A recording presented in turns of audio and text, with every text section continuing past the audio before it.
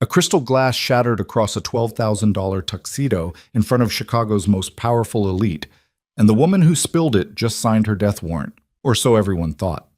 But when Damian Moretti, the city's most feared mafia king, publicly humiliated the quiet stranger in the black dress, he made the deadliest mistake of his criminal career. Because the trembling woman he called trash wasn't powerless at all. She was the granddaughter of Alessandro De Luca, the East Coast crime lord who once erased an entire syndicate for a lesser insult. Now, with snipers hidden across Chicago and a reckoning decades in the making, the man who ruled through fear is about to learn what true power really looks like. Drop a like and comment your city so I can see how far this story travels. You won't believe where this goes. The Langham Hotel's grand ballroom glittered like a jewelry box designed by someone with too much money and not enough taste. Crystal chandeliers the size of compact cars hung from gilded ceilings. White marble floors reflected the glow of 1,000 candles arranged on tables draped in silk that cost more than most people's monthly rent. Chicago's elite moved through the space like expensive ghosts, senators in tailored suits, tech billionaires in experimental designer wear, old money society wives dripping in diamonds they inherited from grandmothers who'd never worked a day in their lives. The annual Blackstone Charity Gala, where the powerful pretended to care about the powerless for exactly 4 hours before returning to their penthouses and private islands. Damian Moretti stood near the bar, a crystal tumbler of 30-year Macallan in his hand, watching the room with the detached interest of an apex predator observing prey that wasn't worth the energy to hunt. At 32, he looked like violence wrapped in Italian tailoring, 6'3" of lean muscle poured into a custom midnight black tuxedo that probably cost more than a decent used car. Dark hair swept back from a face that would have been handsome if not for the coldness in his gray eyes. Eyes that had watched men beg before ordering their executions. Eyes that calculated profit margins in human suffering. Publicly, Damian Moretti was the CEO of Moretti Global Shipping, a legitimate logistics empire that moved container ships across the Great Lakes and beyond. Privately, he was the king of Chicago's underworld, the youngest don in the city's history, controller of ports, distribution networks, protection rackets, and enough political influence to make aldermen sweat through their shirts when his name appeared on their phones. The Moretti family didn't deal in street-level garbage. No prostitution, no drugs on school corners. They dealt in wholesale. Industrial-scale smuggling, weapons, untraceable money laundering through shipping invoices that existed in triplicate across 3 countries, clean violence, corporate brutality, and everyone in this ballroom knew it. That was why the mayor's chief of staff had personally escorted Damian to the VIP section, why the senior senator from Illinois had practically genuflected when shaking his hand, why the CEO of a Fortune 500 pharmaceutical company had nervously laughed at Damian's completely humorless observation about supply chain efficiency. Power recognized power. And in Chicago, Damian Moretti was power. "You're brooding again," said a voice to his left. Roman Kane appeared beside him, a tumbler of bourbon in one hand, looking like he'd stepped out of a 1940s noir film. Damian's consigliere was 45, gray creeping through black hair, with the kind of face that looked trustworthy right up until he was crushing your windpipe. Roman had been with Damian's father before the old man's heart gave out during a negotiation that went badly. Now Roman served as Damian's strategic mind, his historical memory, his early warning system, his only friend, if Damian was being honest, which he rarely was. "I'm not brooding," Damian said. "I'm observing. You're doing that thing where you mentally catalog everyone's net worth and criminal liability." Roman sipped his drink. "It's your tell. We're surrounded by thieves and cowards spending stolen money on tax-deductible champagne," Damian replied. "Someone should keep score," Roman snorted. "Spoken like a man who just donated $500,000 to the Children's Hospital while simultaneously running $60 million in untaxed pharmaceuticals through your shipping lines. I contain multitudes. You contain sociopathic tendencies and an Italian temper." Damian almost smiled. Almost. The ballroom continued its elaborate dance of wealth and influence. A string quartet played something classical that Damian vaguely recognized from his mother's obsession with opera before she died.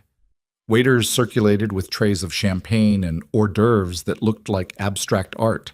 Politicians pressed flesh. Donors compared vacation homes. Somewhere in the crowd, a federal prosecutor who'd tried and failed to indict Damien 3 times was probably getting drunk on wine he couldn't afford, while his wife glared at him for ruining her social standing. That's when Damien saw her. Or rather, didn't see her. A woman in a simple black satin gown, completely out of place among the couture and custom designs surrounding her. She moved along the periphery of the crowd like someone trying not to be noticed. Mid-20s, maybe. Dark hair pulled back in a simple style. No jewelry except small pearl earrings. The dress was elegant, but off the rack.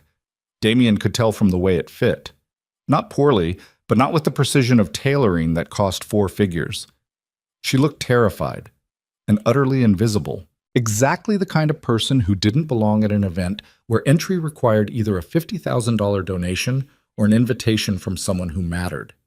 Damien watched her navigate the crowd, holding a champagne flute she wasn't drinking from, eyes down, posture screaming, "Please don't notice me."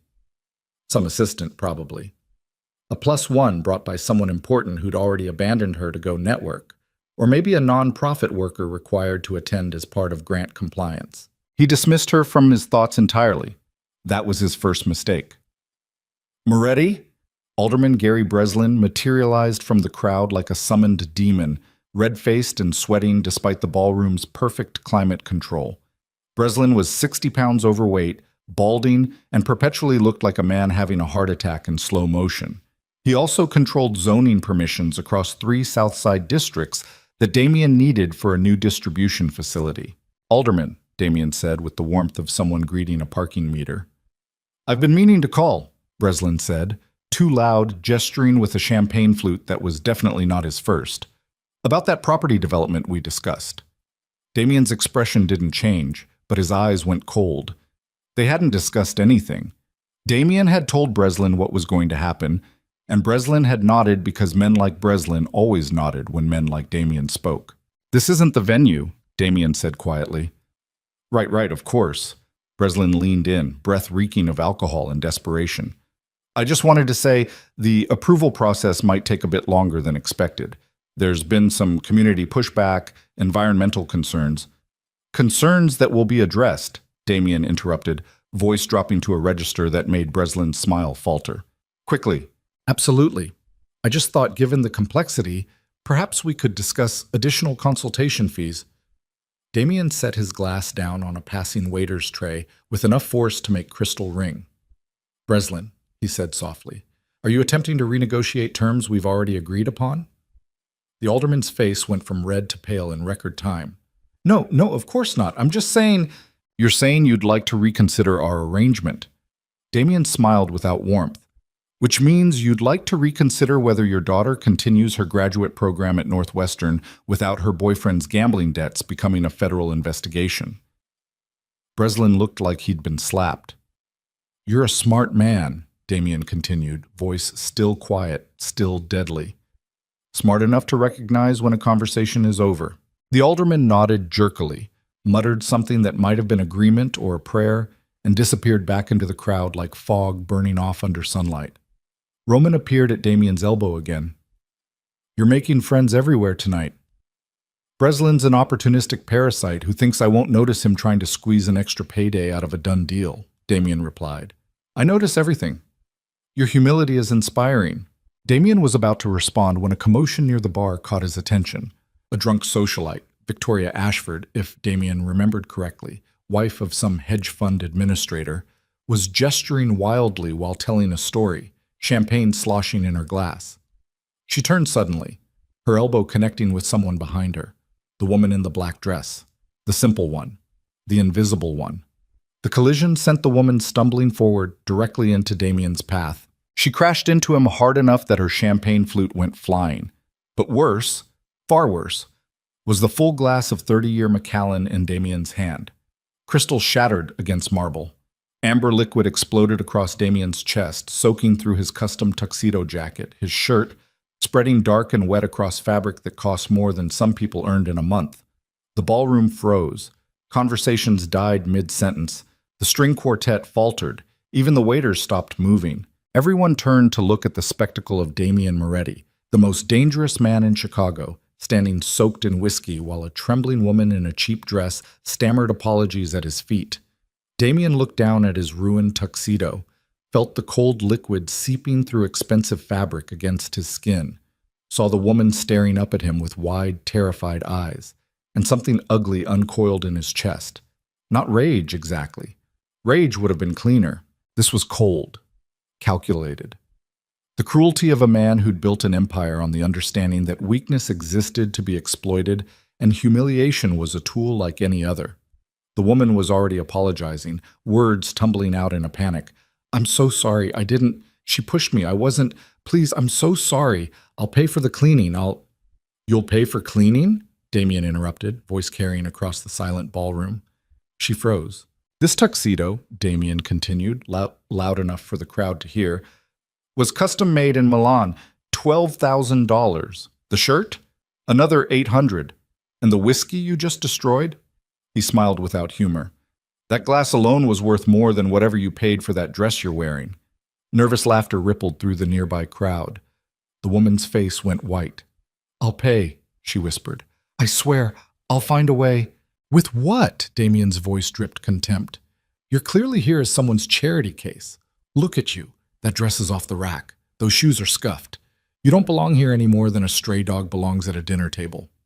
Gasps now. Actual gasps. But Damian couldn't stop. Didn't want to stop. Because something about this woman's fear, her humiliation, her complete powerlessness in front of Chicago's elite, it fed something dark in him. Proved what he'd always known, that the world was divided into predators and prey. And he was apex. "What's your name?" he demanded. "Celine," she whispered, eyes on the floor. "Celine Valcourt." "Well, Celine Valcourt," Damian gestured to the ruined tuxedo. "You've just proven that some people should know their place. You came to an event you couldn't afford, wearing clothes that embarrass you, and now you've physically assaulted one of the hosts." "It was an accident. Accidents have consequences." Damian turned to the nearest security guard, a thick-necked man in a black suit who'd gone very still. "Escort Miss Valcourt out of the venue. Make sure everyone sees." "No," the woman, Celine, said quietly. "Please." "You want to stay?" Damian's smile widened. "After making a spectacle of yourself? After proving you don't have the grace or composure to exist among civilized people?" He leaned down, close enough that she probably could smell the whiskey on his ruined clothes, close enough that only she could hear his next words. "You're trash," he said softly, "and trash belongs on the street." He straightened, nodded to security. Two guards moved forward to take her arms. That's when everything changed. The trembling stopped. Celine Valcourt's posture straightened. The fear drained from her eyes like someone flipping a switch. When she looked up at Damian again, he saw something that sent ice down his spine despite the warmth of the ballroom. Control. Absolute, terrifying control. She didn't pull away from the guards, didn't fight. Instead, she stepped forward, one precise step that brought her close enough to Damian that the guards hesitated, unsure whether to intervene. When she spoke, her voice was different. Still quiet, but with an edge that could cut steel. "You mistake silence for weakness, Mr. Moretti." Damian blinked. "Men like you," she continued, each word precisely placed, "spend your entire lives confusing fear with respect. You think cruelty makes you powerful. You think humiliation proves dominance." She tilted her head slightly, and her dark eyes seemed to look straight through him. "You never realize you're standing in gasoline until someone lights the match." The ballroom had gone so quiet, Damian could hear his own heartbeat. "Is that a threat?" he asked, voice low. Celine smiled. It wasn't the smile of someone afraid. It was the smile of someone who'd just decided something important. "No, Mr. Moretti," she said softly. "It's a prophecy." Then she turned to the guards, nodded once, and let them escort her toward the exit. But she didn't walk like someone being removed. She walked like royalty leaving a throne room that had disappointed her. The crowd parted for her. Nobody spoke. Nobody laughed. And Damian stood there, whiskey drying on his ruined tuxedo, watching her disappear through the gilded doors while something cold and unfamiliar crawled up his spine. For the first time in longer than he could remember, Damien Moretti felt uncertain. Roman appeared at his elbow, face unreadable. That, his consigliere said quietly, was interesting. Damien didn't respond, couldn't respond, because something about the way that woman had looked at him, like he was an insect she'd decided wasn't worth stepping on, had shaken something loose in his understanding of the world. The gala continued around him. Conversations resumed. The quartet started playing again. Victoria Ashford was already drunkenly apologizing to someone else, the incident apparently forgotten by everyone except Damien. But he couldn't shake the feeling that something fundamental had just changed, that he'd made a mistake far worse than ruining a tuxedo. "Find out who she is," Damien said to Roman, voice rough. "Celine Valcourt. I want to know everything. Who she knows, who she works for, why she was here." Roman's expression flickered with something that might have been concern. "You really want to dig into this?" "She threatened me," Damien replied, "in front of Chicago's most powerful people. I don't let threats go unanswered."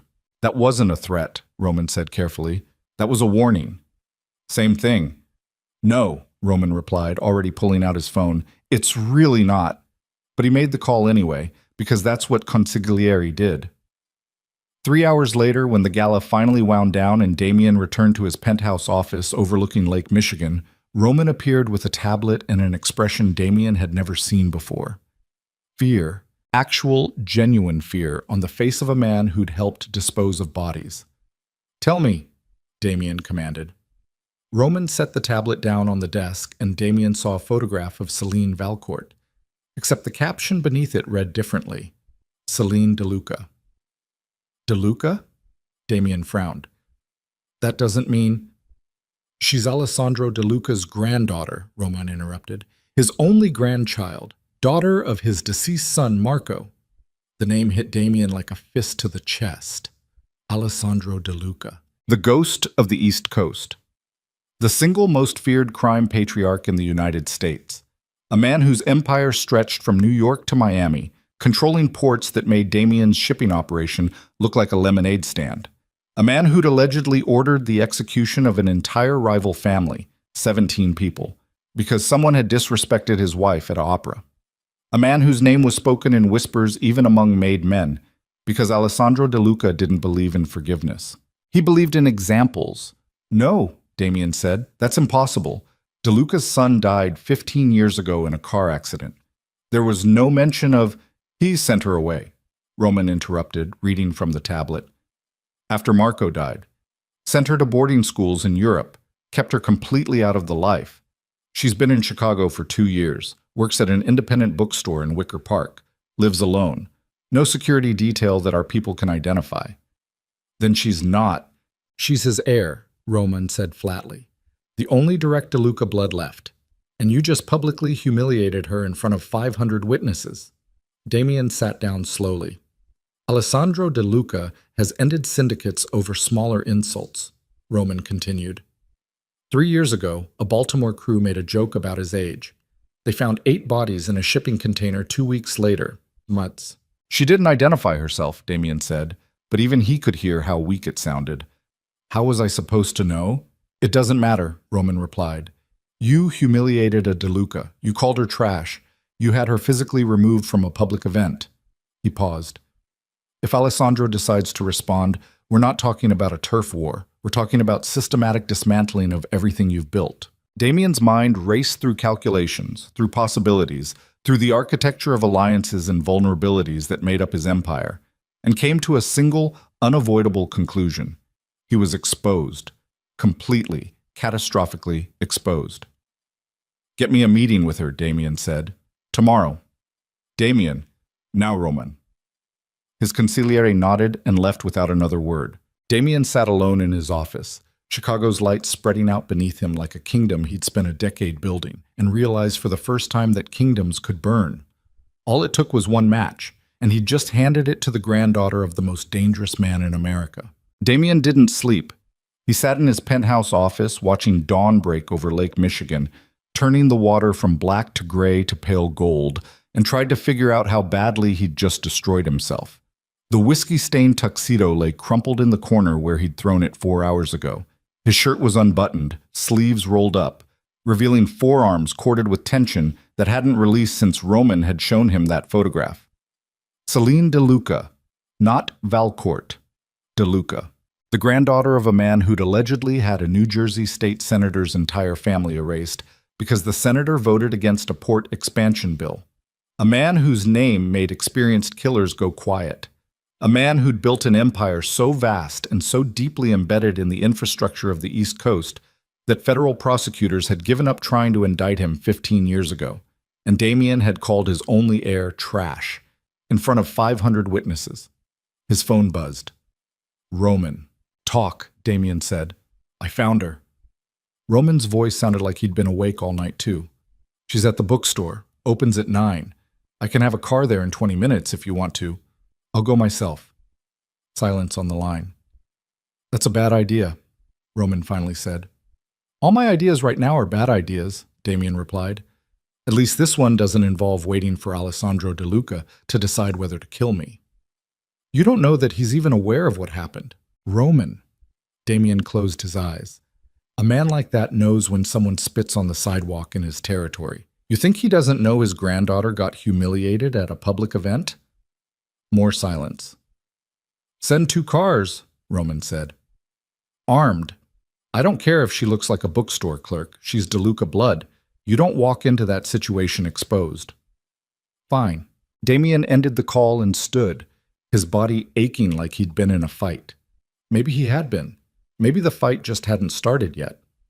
He showered, dressed in charcoal slacks and a black sweater, deliberately casual, deliberately not the armor of a business suit, and took the private elevator down to the parking garage where 2 black SUVs were already idling. 4 men total, all ex-military, all carrying concealed. Damien climbed into the back of the lead vehicle without speaking. The drive to Wicker Park took 30 minutes through Saturday morning traffic. Damien watched Chicago slide past the tinted windows, the gleaming downtown towers giving way to converted warehouses and boutique coffee shops, the architecture of new money trying desperately to look authentic. Wicker Park had gentrified hard over the past decade, turning from working-class Polish neighborhood to hipster paradise, but pockets of the old world still existed in the margins, including apparently an independent bookstore called The Turning Page. The SUVs pulled up across the street from a narrow brick building wedged between a vintage clothing store and an overpriced juice bar.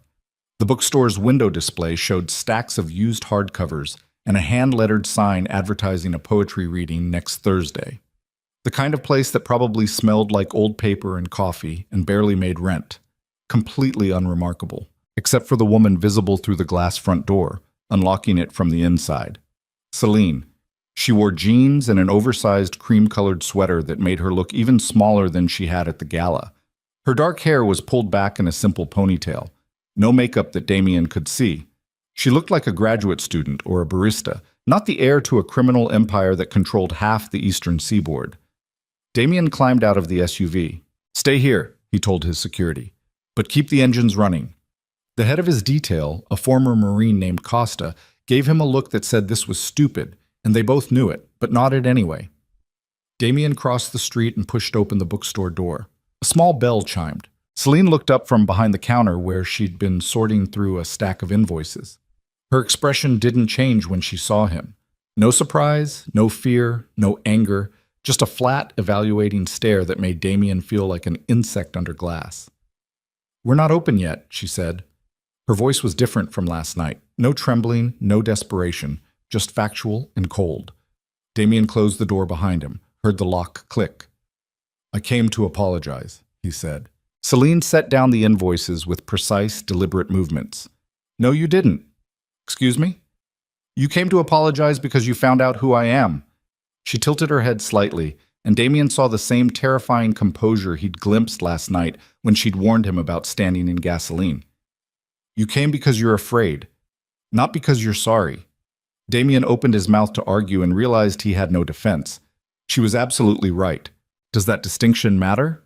He asked instead. To you? Probably not. Celine moved out from behind the counter, and Damien noticed she walked differently here. No nervousness, no hesitation. This was her territory. To me, it's everything. She stopped a few feet away, close enough that Damien could see the dark circles under her eyes that suggested she hadn't slept either, and the small scar on her left eyebrow that he'd missed last night. "When you thought I was nobody," she continued, voice still quiet but sharp as broken glass, "you treated me like garbage. You humiliated me. You called me trash in front of hundreds of people and had me physically removed like I was diseased." She paused. "That is who you are when you think there won't be consequences." "I was angry. You were cruel." Celine's eyes didn't blink. "There's a difference. Anger is hot and fast. What you did was cold and calculated. You enjoyed it." Damien felt something twist in his chest because she was right about that too. He had enjoyed it. The power. The control. The way the crowd had laughed nervously and the woman had trembled and he'd stood there soaked in whiskey, feeling like a king proving his dominance. It made him sick now, looking at it clearly. "You're right," he said. Celine blinked. First sign of surprise. "I was cruel," Damien continued, the words tasting like ash. "I humiliated you because I could. Because it made me feel powerful. Because I've built an empire on the understanding that weakness exists to be exploited." He met her eyes. "And I was wrong." For several seconds, Celine just stared at him. Then she laughed. It wasn't a happy sound. It was bitter and tired, and somehow worse than if she'd screamed at him. "You were wrong," she repeated. "Just like that. You discovered I'm Alessandro De Luca's granddaughter, and suddenly you're capable of moral reflection." She shook her head. "Do you understand how pathetic that is? How completely that proves everything I said about you?" "Yes," Damien said simply. That seemed to surprise her again. "I'm a sociopath with an Italian temper who spent a decade building an empire on violence and fear," Damien continued. "I don't apologize. I don't admit fault. I don't lose sleep over the people I've hurt." He paused. "But I also don't make strategic mistakes. And what I did last night was the biggest strategic mistake of my life. So this is still just business to you." Celine's voice had gone flat again. "Damage control." "No." Damien surprised himself with how much he meant it. "It's also shame." Celine's expression flickered, something almost like respect passing across her features before disappearing. "Shame doesn't absolve you," she said. "I know. And apologizing doesn't erase what you did. I know that too." Celine studied him for a long moment, and Damien had the uncomfortable feeling of being dissected by someone who saw through every lie he'd ever told himself. "My grandfather," she finally said, "arrived in Chicago last night." Damien's blood went cold. "He's staying at the Peninsula," Celine continued, voice still conversational. "Presidential suite, 26 men with him. Some are staying at other hotels throughout the city. Others are in rental properties my family owns but officially has no connection to." She paused. "He's been planning this visit for 3 weeks, since the gala was announced, and I told him I'd been invited." "You told him?" Damien's voice came out strangled. "Of course I told him." Celine's smile was sad and terrible. "I tell him everything. I'm his only family, the last piece of his son." She looked at Damien with something that might have been pity. "Did you think I was hiding? Did you think I was trying to escape the life?" "You work in a bookstore," Damien said weakly. "Because I like books," Celine replied. "And because my grandfather wanted me to have something normal, something mine. He spent my whole childhood trying to protect me from what he is, from what our family does." Her expression hardened. "And then you confirmed every fear he's ever had about letting me exist in the world without armed guards." Damien felt the floor tilting beneath him. "He's going to kill me," he said. "Maybe." Celine walked back behind the counter, picked up her invoices. "He hasn't decided yet." "What the hell does that mean?" "It means," she said without looking up, "that you have until tonight to prove you're worth the oxygen you're consuming. My grandfather wants to meet you. 6 o'clock, the Peninsula, presidential suite." She finally met his eyes. "Come alone or don't come at all." "That's a death trap." "Probably." Celine went back to sorting invoices. "But it's also the only chance you have of surviving the next 72 hours. Your choice." Damien stood there, mind racing through scenarios, through possibilities, through the architecture of every escape route he'd ever built, and came to the same conclusion he'd reached at 4 in the morning. There were no escape routes. not from Alessandro De Luca. "I'll be there," he said. Selena nodded like she'd expected nothing else. Damien turned to leave, got as far as the door before her voice stopped him. "Mr. Moretti." He looked back. Selena was watching him with an expression he couldn't read. "When you called me trash," she said quietly, "you revealed who you really are underneath the expensive suits and the corporate reputation. My grandfather saw the video. Every major news outlet had cameras there. It's already on social media." She paused. "You didn't just humiliate me. You humiliated yourself. You proved that money and power haven't made you civilized. They've just made you dangerous." Damien had no response to that. He left the bookstore and crossed back to where his security detail waited, their faces carefully neutral. "Take me back to the office," he told Costa. "Then I want you to find out everything about the De Luca organization's current presence in Chicago. Locations, personnel, capabilities. I want to know exactly how many men Alessandro brought with him and where they're positioned." Costa nodded and pulled out his phone. The drive back downtown felt longer than the drive out. Damien stared at Chicago, passing by the windows, and tried to process the impossible situation he'd landed himself in. Alessandro De Luca, the ghost of the East Coast, the most feared crime lord in America, was in his city with 26 armed men, and Damien had been summoned to a meeting that would almost certainly end with his execution. Unless he could somehow convince a legendary old-world Don that the man who'd publicly humiliated his only granddaughter deserved to live. No pressure. Back at his office, Damien found Roman waiting with a laptop and an expression that suggested the news wasn't good. "Tell me," Damien said, pouring himself a whiskey he didn't want but needed anyway. Roman turned the laptop around. The screen showed a social media video, already at 2 million views, of Damien standing in his ruined tuxedo calling Celine Valcourt trash while she trembled in front of him. The comments section was a nightmare, half calling Damien a bully and an elitist monster, half making jokes about karma and powerful men getting what they deserved. "It's everywhere," Roman said. "Twitter, Instagram, TikTok. The Chicago Tribune is running a think piece about wealth inequality and public humiliation. 3 city council members have released statements condemning your behavior." He paused. "The mayor's office called. They want to distance themselves from your charitable contributions." Damien drained the whiskey. "It gets worse," Roman continued. "Our distribution partners in Gary are asking questions. The Longshoremen's union rep called to say they're concerned about our public image affecting contract negotiations. And 2 of our shell corporations just had their accounts frozen pending audit by the Illinois Department of Revenue." "That's Alessandro," Damien said immediately.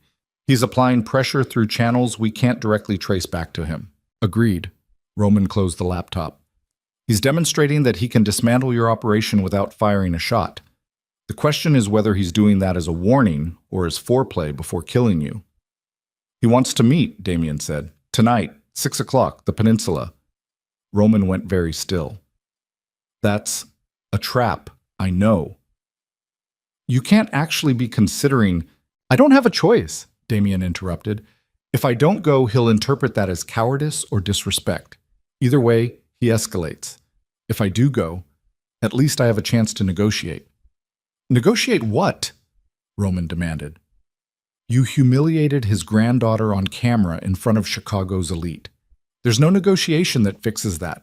There's just how quickly he decides to kill you." Damien set down his glass.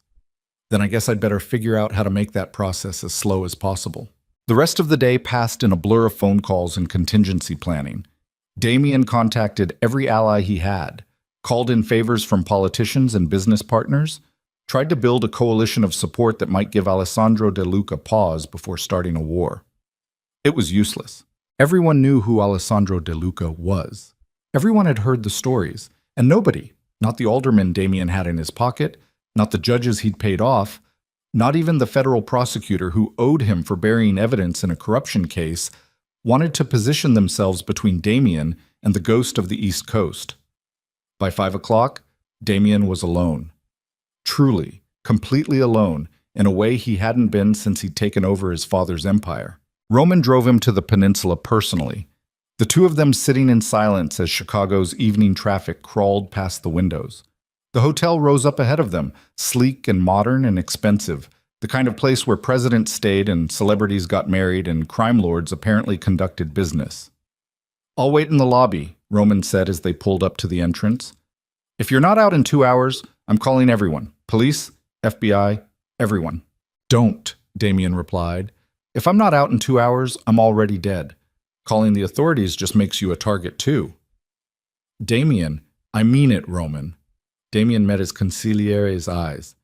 "If this goes bad, you get out. Take the contingency funds and disappear. Don't try to avenge me. Don't try to hold the territory. Just run."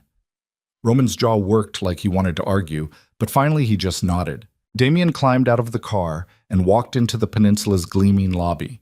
Marble floors, crystal chandeliers, the kind of understated luxury that costs more than most people's houses. A few guests milled around, businessmen in suits and tourists in expensive casual wear. And standing near the elevators, two men in dark clothes who watched Damien with the flat professional stare of experienced killers. DeLuca's security. Damien approached them without hesitating. Showing fear now would be worse than useless. "I'm here to see Alessandro," he said. The taller of the two men, mid-40s, scar tissue around his knuckles, nodded once and gestured toward the elevator. No words, no unnecessary communication. They rode up in silence.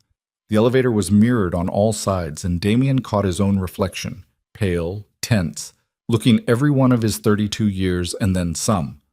He looked like a man going to his own execution, because he probably was. The elevator opened onto the top floor.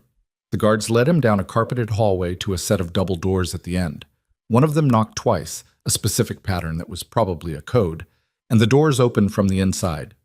Damien stepped through. The presidential suite was enormous. Floor-to-ceiling windows overlooking Michigan Avenue and the lake beyond, modern furniture arranged with architectural precision, original artwork on the walls. The kind of space that cost 5 figures a night and made you feel simultaneously powerful and insignificant. 6 men stood positioned throughout the room, all armed, all watching Damien with the blank expressions of people who'd killed before and would kill again without hesitation. And sitting in a leather chair near the windows, backlit by the setting sun, so his face was half in shadow, was Alessandro DeLuca. Damien had seen photographs, had read intelligence reports, had heard the stories. None of it prepared him for the reality. Alessandro was 73 years old and looked like mortality had decided to make an exception. Tall, slender, impeccably dressed in a charcoal 3-piece suit that probably cost more than a car. Silver hair swept back from a face that might have been handsome once, but had been refined by decades into something aristocratic and terrible. Dark eyes that didn't blink. Hands folded across his lap with the relaxed confidence of someone who'd ordered hundreds of executions and lost exactly 0 hours of sleep over them. He looked like someone's elegant grandfather. He looked like the angel of death on a coffee break. "Mr. Moretti," Alessandro said. His voice was quiet, cultured, with just a trace of an Italian accent that suggested old-world roots. "Thank you for coming." Damien's mouth went dry. "I was invited," he managed, "and you came alone, as requested." Alessandro gestured to one of the other chairs. "Please, sit." It wasn't a request. Damien sat. Alessandro regarded him in silence for what felt like an hour, but was probably only 30 seconds. Those dark eyes catalogued everything, posture, breathing, the tremor in Damien's hands that he couldn't quite control. "You humiliated my granddaughter," Alessandro finally said. No preamble, no build-up, just the statement hanging in the air like a noose. "Yes," Damien replied. "No point in denying it. You called her trash in front of 500 witnesses. You had her physically removed from a public event. You mocked her clothing, her status, her worth as a human being." Alessandro's voice never rose above conversational. "And you did this because a drunk woman pushed her and she accidentally spilled your drink." "Yes." "Why?" The question caught Damien off guard. "I don't understand. Why?" Alessandro repeated, and something in his tone made the temperature in the room drop 10 degrees. "I want to understand what motivated you to treat another human being, a young woman who had done nothing to you, who apologized immediately, who posed no threat whatsoever, with such calculated cruelty. Explain it to me." Damien's mind raced. Every instinct screamed to deflect, to minimize, to make excuses, but Alessandro De Luca wasn't the kind of man you lied to. Because I could, Damien said. Because she was powerless and I wasn't. Because humiliating someone weaker made me feel strong. He swallowed. Because I'm a vicious bastard who built an empire on the understanding that mercy is weakness and cruelty is power. Silence. Alessandro's expression didn't change. At least you're honest, the old Don finally said. That's more than I expected. He stood in one fluid motion, surprisingly graceful for a man in his 70s, and walked to the windows. Chicago spread out beneath them, lights beginning to glow as evening descended. My son Marco, Alessandro said quietly, still looking at the city, was the best man I ever knew, kind, thoughtful. He hated violence, hated what our family does. He paused. When his daughter was born, he made me promise something. He made me swear that Celine would never be touched by this life, that she would grow up normal, safe, free. Damien said nothing. I kept that promise, Alessandro continued. I sent her to the best schools in Europe, kept her completely separate from the business, let her build a life that had nothing to do with ports and shipping routes and money laundering.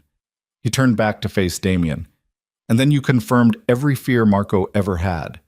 You proved that the world will always see her as a target, that safety is an illusion, that men like you exist. I'm sorry, Damien said, and meant it with a desperation that surprised him. Alessandro smiled. It was the saddest, most terrifying smile Damien had ever seen.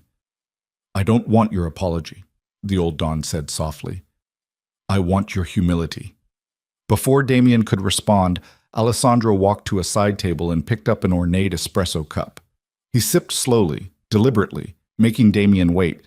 Tomorrow night, Alessandro finally said, the mayor is hosting an exclusive gala at the Field Museum.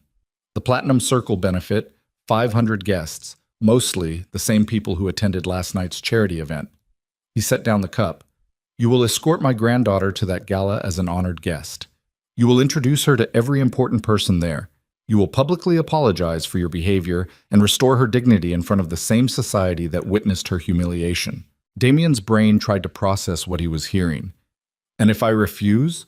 Alessandro's smile widened fractionally. Then my men will kill you before you reach the lobby. Your consigliere waiting downstairs will be dead within the hour, and your organization will be dismantled piece by piece over the next month until nothing remains but cautionary tales. The words were delivered with the same calm tone Alessandro might use to discuss the weather. But I don't think you'll refuse, the old Don continued. Because you're a survivor, Mr. Moretti. You've built an empire through calculation and ruthlessness. You understand cost-benefit analysis. He stepped closer, and Damien smelled expensive cologne and something underneath that might have been gun oil. Your pride or your life, simple equation. And if she feels disrespected, Damien asked, even for a second? Alessandro's expression went completely flat. Then you die screaming. The words hung in the air like a physical presence. I'll have 12 men positioned throughout the museum, Alessandro continued. Trained marksmen. If Celine signals discomfort, if she looks unhappy, if she feels undermined, if you fail to treat her with absolute respect, they'll put 3 rounds in your chest before you hit the ground. He tilted his head slightly. Do we understand each other? Damien couldn't breathe properly. This was worse than execution. This was controlled humiliation, public submission, the complete dismantling of every power structure Damien had spent a decade building, forced to play out in front of Chicago's elite.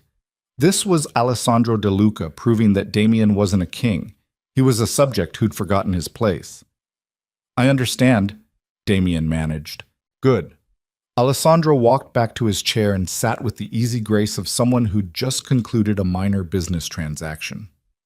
My men will provide you with the details. Where to pick up Celine, what time to arrive, how to behave. I suggest you follow their instructions precisely. He picked up his espresso cup again, sipped delicately. The meeting was over. Damien stood on legs that felt like water and walked toward the door. The guards moved to flank him, professional and silent. Mr. Moretti. He stopped, looked back. Alessandro was watching him with those terrible dark eyes. My granddaughter is the most important thing in my world, the old Don said quietly. She is the only family I have left, the only reminder that my son existed. He paused. If you fail tomorrow night, I won't just kill you. I'll erase you, your name, your empire, your legacy. All of it will disappear like it never existed. Another pause. But if you succeed, if you prove that you can learn from your mistakes and treat her with the dignity she deserves, then perhaps we can discuss a different future. Damien's heart hammered against his ribs. What kind of future? Alessandro smiled again, that sad, terrible smile. One where you survive, he said. One where my granddaughter has an ally in Chicago instead of an enemy. One where you become the kind of man who deserves the power he wields. The smile faded. But first you have to prove you're capable of... The door to the presidential suite closed behind Damien with a soft click that sounded like a coffin lid settling into place. He stood in the hallway for 5 seconds that felt like 5 years, trying to remember how to breathe properly. His hands were shaking, not trembling, full body shaking like he'd been dropped in ice water. One of Alessandro's guards stood nearby, expressionless, waiting to escort him back to the elevator. Damien walked. His legs worked on autopilot while his brain tried to process what had just happened. Alessandro De Luca, the ghost of the East Coast, the man who'd allegedly ended entire criminal organizations over insults smaller than what Damien had done, had given him a chance. Not mercy, not forgiveness. A chance to publicly humiliate himself in front of the same society that had watched him humiliate Celine, with snipers positioned throughout the venue, ready to execute him if she felt disrespected for even 1 second. The elevator ride down felt like descending into hell in slow motion. Damien watched the numbers decrease, 23, 22, 21, and tried to figure out how his life had become a death sentence with performance requirements. The doors opened onto the lobby. Roman was standing near the concierge desk, phone in hand, face gray with tension. When he saw Damien alive and walking, something like relief flooded his expression before professional composure locked back into place. They didn't speak until they were in the car, doors closed, moving into evening traffic. "Well?" Roman asked. Damien told him everything. Roman listened without interrupting, his face going from gray to white to something approaching green as Damien described Alessandro's terms. When Damien finished, his consigliere sat in silence for almost a full minute. "Snipers," Roman finally said. 12 of them. Positioned throughout the field museum. "Yes." "With orders to kill you if Celine De Luca feels disrespected in any way." "That's the deal." Roman turned to look at Damien with an expression that suggested he was watching a man who'd already died and just didn't know it yet. "This is insane," Roman said flatly. "You're walking into a public execution dressed up as a gala. Alessandro isn't giving you a chance. He's making a spectacle out of your death." "Maybe," Damien replied. "Or maybe he's doing exactly what he said, testing whether I can learn humility. You don't have a humble bone in your body. Then I guess tomorrow night I find out if I can grow some." The car stopped at a red light. Outside the windows, Chicago moved through its Saturday evening routine. Couples heading to dinner, groups of friends laughing outside bars, normal people living normal lives where crime lords didn't threaten them with sniper rifles. Damien envied every single one of them. "There has to be another option," Roman said. "We could run. Get you out of the city tonight.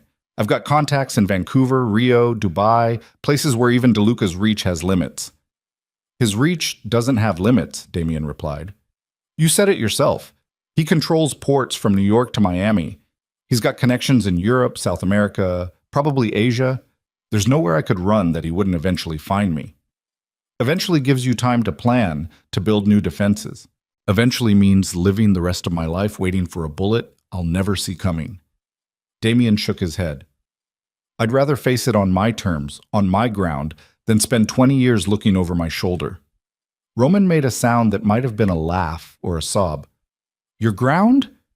"Damien, you don't have ground anymore. Alessandro dismantled your security, froze your accounts, turned your political allies into ghosts. You're not on your ground. You're in his world now." The light turned green. The car moved forward. "Then I adapt," Damien said. Back at his penthouse, Damien spent the rest of the evening doing something he'd never done in his entire criminal career, preparing to submit. He went through his wardrobe 3 times, trying to figure out what someone wore to their own controlled humiliation. Too expensive looked like arrogance. Too casual looked like disrespect. He finally settled on a charcoal Tom Ford suit. Elegant, but not ostentatious. Expensive, but not flashy. The kind of thing someone wore when they wanted to be taken seriously, but not dominate the room. Then he practiced apologizing, stood in front of his bathroom mirror like an insane person, rehearsing different versions of public contrition. Tried to figure out what words would adequately express remorse for calling someone trash without sounding either pathetic or insincere. Every version made him want to put his fist through the glass.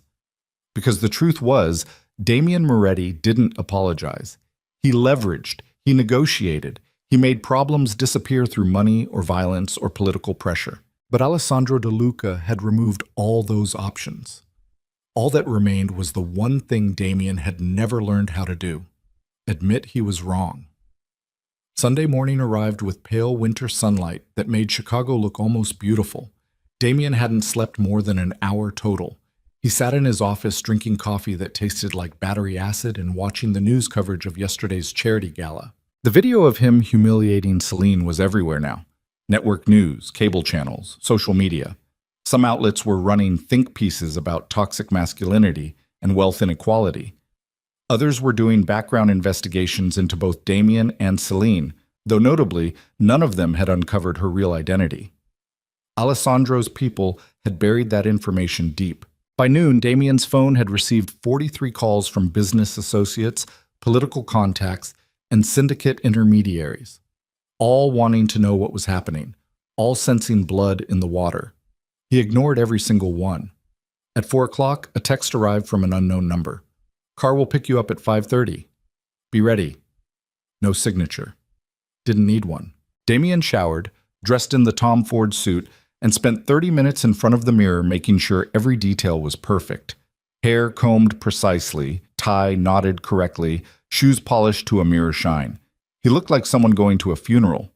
His own, probably. At 5:30 exactly, his phone buzzed. The car was downstairs.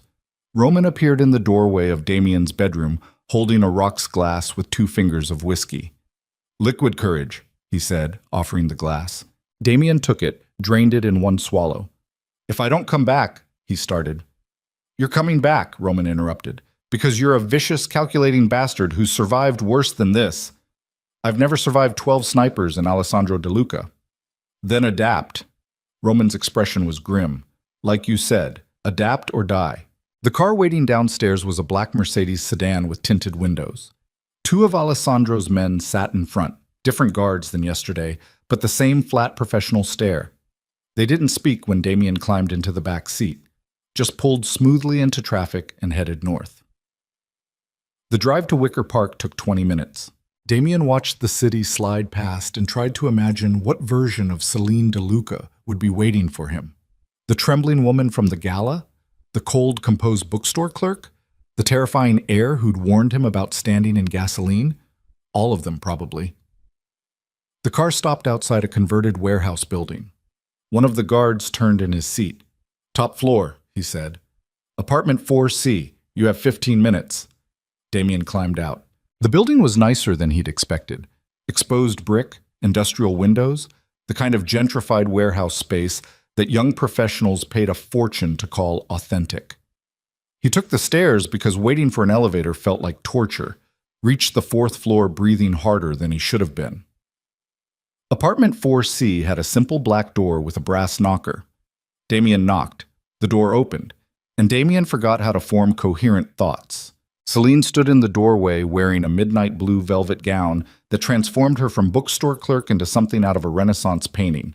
The dress had long sleeves and a high neckline, elegant, sophisticated, nothing revealing, but it fit her perfectly, moving with her body in a way that suggested custom tailoring. Her dark hair was swept up in an intricate style that exposed her neck. Diamond earrings caught the light. Minimal makeup, but applied with professional precision that enhanced features Damien had barely noticed before. She looked aristocratic, untouchable, devastating. "You're staring," Celine said. Damien's voice came out rough. He cleared his throat. You look beautiful. I look expensive, Celine corrected. There's a difference. She stepped back from the doorway. Come in. We need to establish ground rules. Damien entered a small but immaculately decorated apartment. Hardwood floors, floor-to-ceiling bookshelves crammed with volumes in multiple languages, a vintage leather couch, artwork that looked original. Classical music played softly from hidden speakers, something orchestral that Damien didn't recognize. The space felt lived in, real. Nothing like the sterile luxury of Damien's penthouse. Ground rules, Celine repeated, turning to face him. Tonight, you will introduce me to everyone important. You will apologize publicly and specifically for calling me trash. You will treat me with absolute respect. She paused. And you will not touch me unless I give explicit permission. Understood. I'm serious about the touching, Celine continued. My grandfather's men are watching for any sign of discomfort. If you put your hand on my back without warning, if you grab my arm, if you invade my personal space, they'll interpret that as threatening behavior. I understand, Damien said again. Celine studied him with those dark, evaluating eyes. Do you? She asked quietly. Do you actually understand what's happening here? This isn't theater. This isn't performance. You humiliated me in front of 500 people, and now you're going to undo that damage in front of the same audience. Her voice was cold. This is about restoring my dignity, not saving your life. I know. Do you? Celine stepped closer. Because here's what I think. I think you're going through the motions because you're afraid of my grandfather. I think you'd say anything, do anything to survive. But I don't think you actually understand why what you did was wrong. The words hit harder than they should have. You're right, Damien admitted. 3 days ago, I wouldn't have cared. I would have seen you as collateral damage in a world where only power matters. He met her eyes. But I've spent the last 48 hours watching my empire crack apart because I treated you like you were worthless. And the worst part isn't the consequences. It's realizing you were right about me. Celine's expression flickered. Right about what? That I only respect people when I'm afraid of them, Damien said. That cruelty is all I know. That underneath the suits and the reputation, I'm exactly what you called me. Someone standing in gasoline who never notices until the match is lit. For several seconds, Celine just stared at him. Then she walked to a side table, picked up a small clutch purse, and turned back. We should go, she said. The car is waiting. They rode to the Field Museum in silence. Celine sat on one side of the back seat, Damien on the other, careful not to invade her space. The guards in front didn't speak. Nobody spoke. Chicago's evening skyline glowed through the tinted windows as they headed south toward the museum campus. Damien tried not to think about the 12 snipers Alessandro had positioned throughout the venue. Tried not to imagine crosshairs tracking him through crowds. Tried not to think about dying. The Field Museum rose up ahead of them, a massive neoclassical building that looked like a Greek temple crossed with a palace. Floodlights illuminated the white stone facade. A red carpet stretched up the front steps where valets were parking luxury vehicles and photographers snapped pictures of arriving guests. Chicago's elite, gathering for another charity gala, where Damien Moretti would either restore his reputation or get 3 bullets in his chest. The Mercedes pulled up to the red carpet. One of the guards turned in his seat. Remember the rules, he said to Damien. Respect, dignity, no physical contact without permission. He paused. And smile. You're supposed to look honored to be here. The door opened. Damien climbed out, turned, and offered his hand to help Celine from the car. She hesitated for just a moment, long enough that Damien wondered if this was already over, then placed her gloved hand in his and stepped onto the red carpet. Cameras exploded in flashing light. Photographers surged forward, shouting questions. Mr. Moretti, who's your date? Miss, what's your name? Is this the woman from the viral video? Damien felt Celine's hand tighten fractionally on his arm. Not fear, just acknowledgement that this was happening. This was real. They walked up the red carpet together. The Field Museum's main hall was breathtaking. A soaring space dominated by 2 massive elephant displays and Sue the T-Rex, the famous Tyrannosaurus skeleton towering over everything. Crystal chandeliers hung from the vaulted ceiling. White draped tables surrounded a central dance floor. A full orchestra played on a raised platform. And everywhere, Chicago's most powerful people, senators, billionaires, corporate CEOs. The same 500 faces who'd witnessed Damien's cruelty 2 nights ago now gathered to watch his submission. The room went quiet when Damien and Celine entered. Not completely silent. The orchestra kept playing. Conversations continued in hushed whispers. But the ambient noise dropped noticeably as heads turned and people began pointing. Damien felt those stares like physical weight. "Breathe," Celine murmured beside him. "You look like you're about to pass out." "I might be." "Don't." Her voice was still cold but contained something that might have been encouragement. "You start this strong, or you don't start at all." Damien straightened his spine, lifted his chin, and walked into the crowd like a king entering hostile territory. The first person to approach was Mayor Patricia Chen, a tiny woman in her 60s who'd spent 3 decades mastering Chicago politics through charm and calculated ruthlessness. She looked at Damien and Celine with the expression of someone watching a car accident in slow motion. "Damien," she said carefully, "what a surprise to see you." "Mayor Chen," Damien's voice was steady, "I'd like to introduce Celine DeLuca. She's—" "I know who she is," the mayor interrupted. Her eyes flicked to Celine. "The woman from the video. The one you called trash in front of my donors." The words hung in the air like a slap. Damien felt rage surge up his throat, the instinctive fury of being challenged, being disrespected, and forced it down through sheer willpower. "Which is why I'm here tonight," he said quietly. "To apologize." Mayor Chen's eyebrows rose. "Publicly," Damien continued, each word costing him something, "I treated Miss DeLuca with inexcusable cruelty. I humiliated her because I could, because she appeared powerless, because I'm exactly the kind of man who mistakes fear for respect." He paused. "I was wrong, and I'm sorry." The mayor stared at him like he'd grown a second head. Selena's expression remained carefully neutral, but Damien saw her shoulders relax fractionally. "Well," Mayor Chen finally said, "that's certainly unexpected." She turned to Celine. "Miss DeLuca, I hope you'll accept my personal apology as well. What happened at the Blackstone Gala was unacceptable, and several of us should have intervened." "Thank you, Mayor," Celine replied, her voice warm and gracious in a way Damien had never heard before. "I appreciate that." The mayor nodded and moved away, already pulling out her phone, probably texting everyone she knew that Damien Moretti had just publicly apologized. "One down," Celine murmured.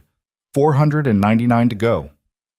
The next hour was the most excruciating experience of Damien's life. He worked the room with Celine, introducing her to every important person in Chicago, and at each introduction, he apologized. To Senator Morrison, who controlled federal funding for infrastructure projects Damien's shipping company depended on.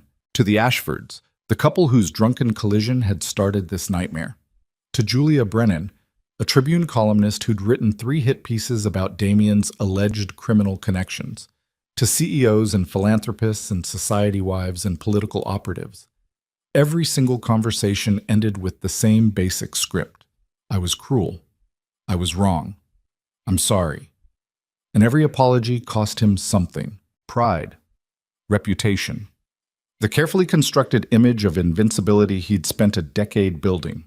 By the time they reached the main ballroom, Damien felt hollowed out, like someone had reached inside and carved away everything that made him who he was. But Celine's posture had shifted. She stood straighter now, smiled more genuinely, engaged in conversations with the kind of natural charm that suggested she'd been trained in high society etiquette from birth, which she probably had been. People were responding to her, treating her with respect. Several women had complimented her dress. A tech CEO had asked about her bookstore. She was being seen, not as trash, not as powerless, not as the humiliated victim from a viral video, as someone who mattered. Damien realized with uncomfortable clarity that this was what Alessandro had demanded. Not just an apology, a restoration of dignity that could only happen if Damien treated his granddaughter like she deserved respect in front of the same people who'd watched her humiliation. They were standing near one of the dinosaur displays, catching their breath between conversations, when a voice cut through the ambient noise. Well, look at this touching display." Damien turned. Marco Vescari stood 10 feet away, champagne in hand, surrounded by 3 of his men. Vescari was a mid-level boss who controlled gambling and protection in Little Italy, not important enough to threaten Damien's empire, but connected enough to be dangerous. Mid-40s, stocky, with slicked back hair, and a face that looked like it had been rearranged by too many fists.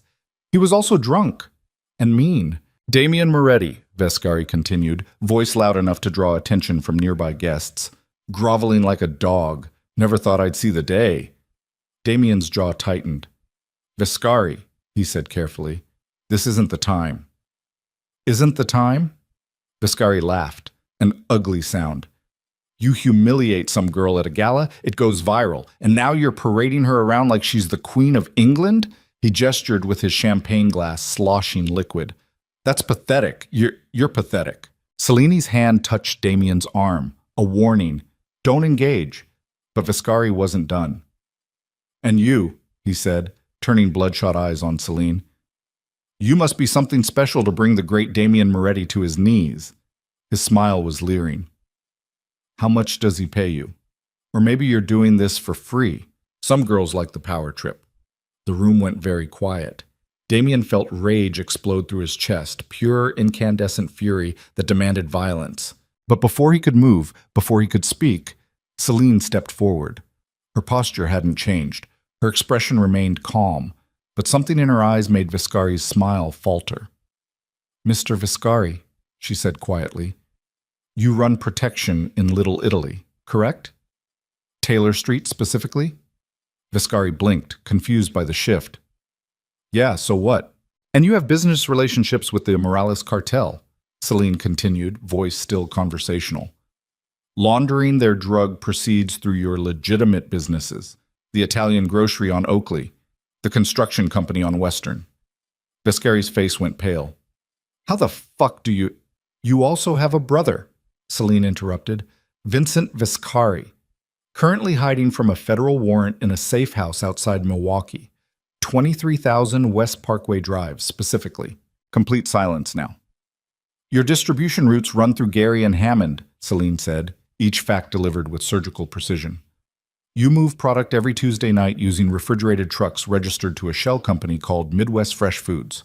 Your contact at the Gary port is a longshoreman named Eddie Sullivan, who takes 15% off the top. Vescari looked like he'd been gutted. You're insane, he whispered. There's no way you could know. I know everything, Celine said softly. I know about the $2 million in cash hidden in your brother's basement. I know about the federal prosecutor building a RICO case against you. I know that if I wanted to, I could make one phone call and have your entire operation crushed like an insect. She stepped closer. So, when I offer you a choice between apologizing for disrespecting me and watching your empire burn to the ground, she continued, voice dropping to something deadly, I suggest you choose carefully. Vescari stared at her with the expression of a man watching his own execution. I apologize, he stammered. I didn't mean, please, I'm sorry. Celine smiled. It was the most terrifying thing Damien had ever seen. She snapped her fingers once, a sharp, precise sound that cut through the silence. 6 men materialized from the crowd. Not security guards, not random guests. DeLuca enforcers.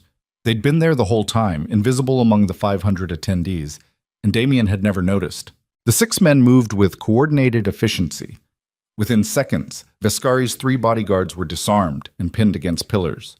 Vescari himself was grabbed by 2 enforcers who lifted him off his feet like he weighed nothing. The crowd backed away, gasping.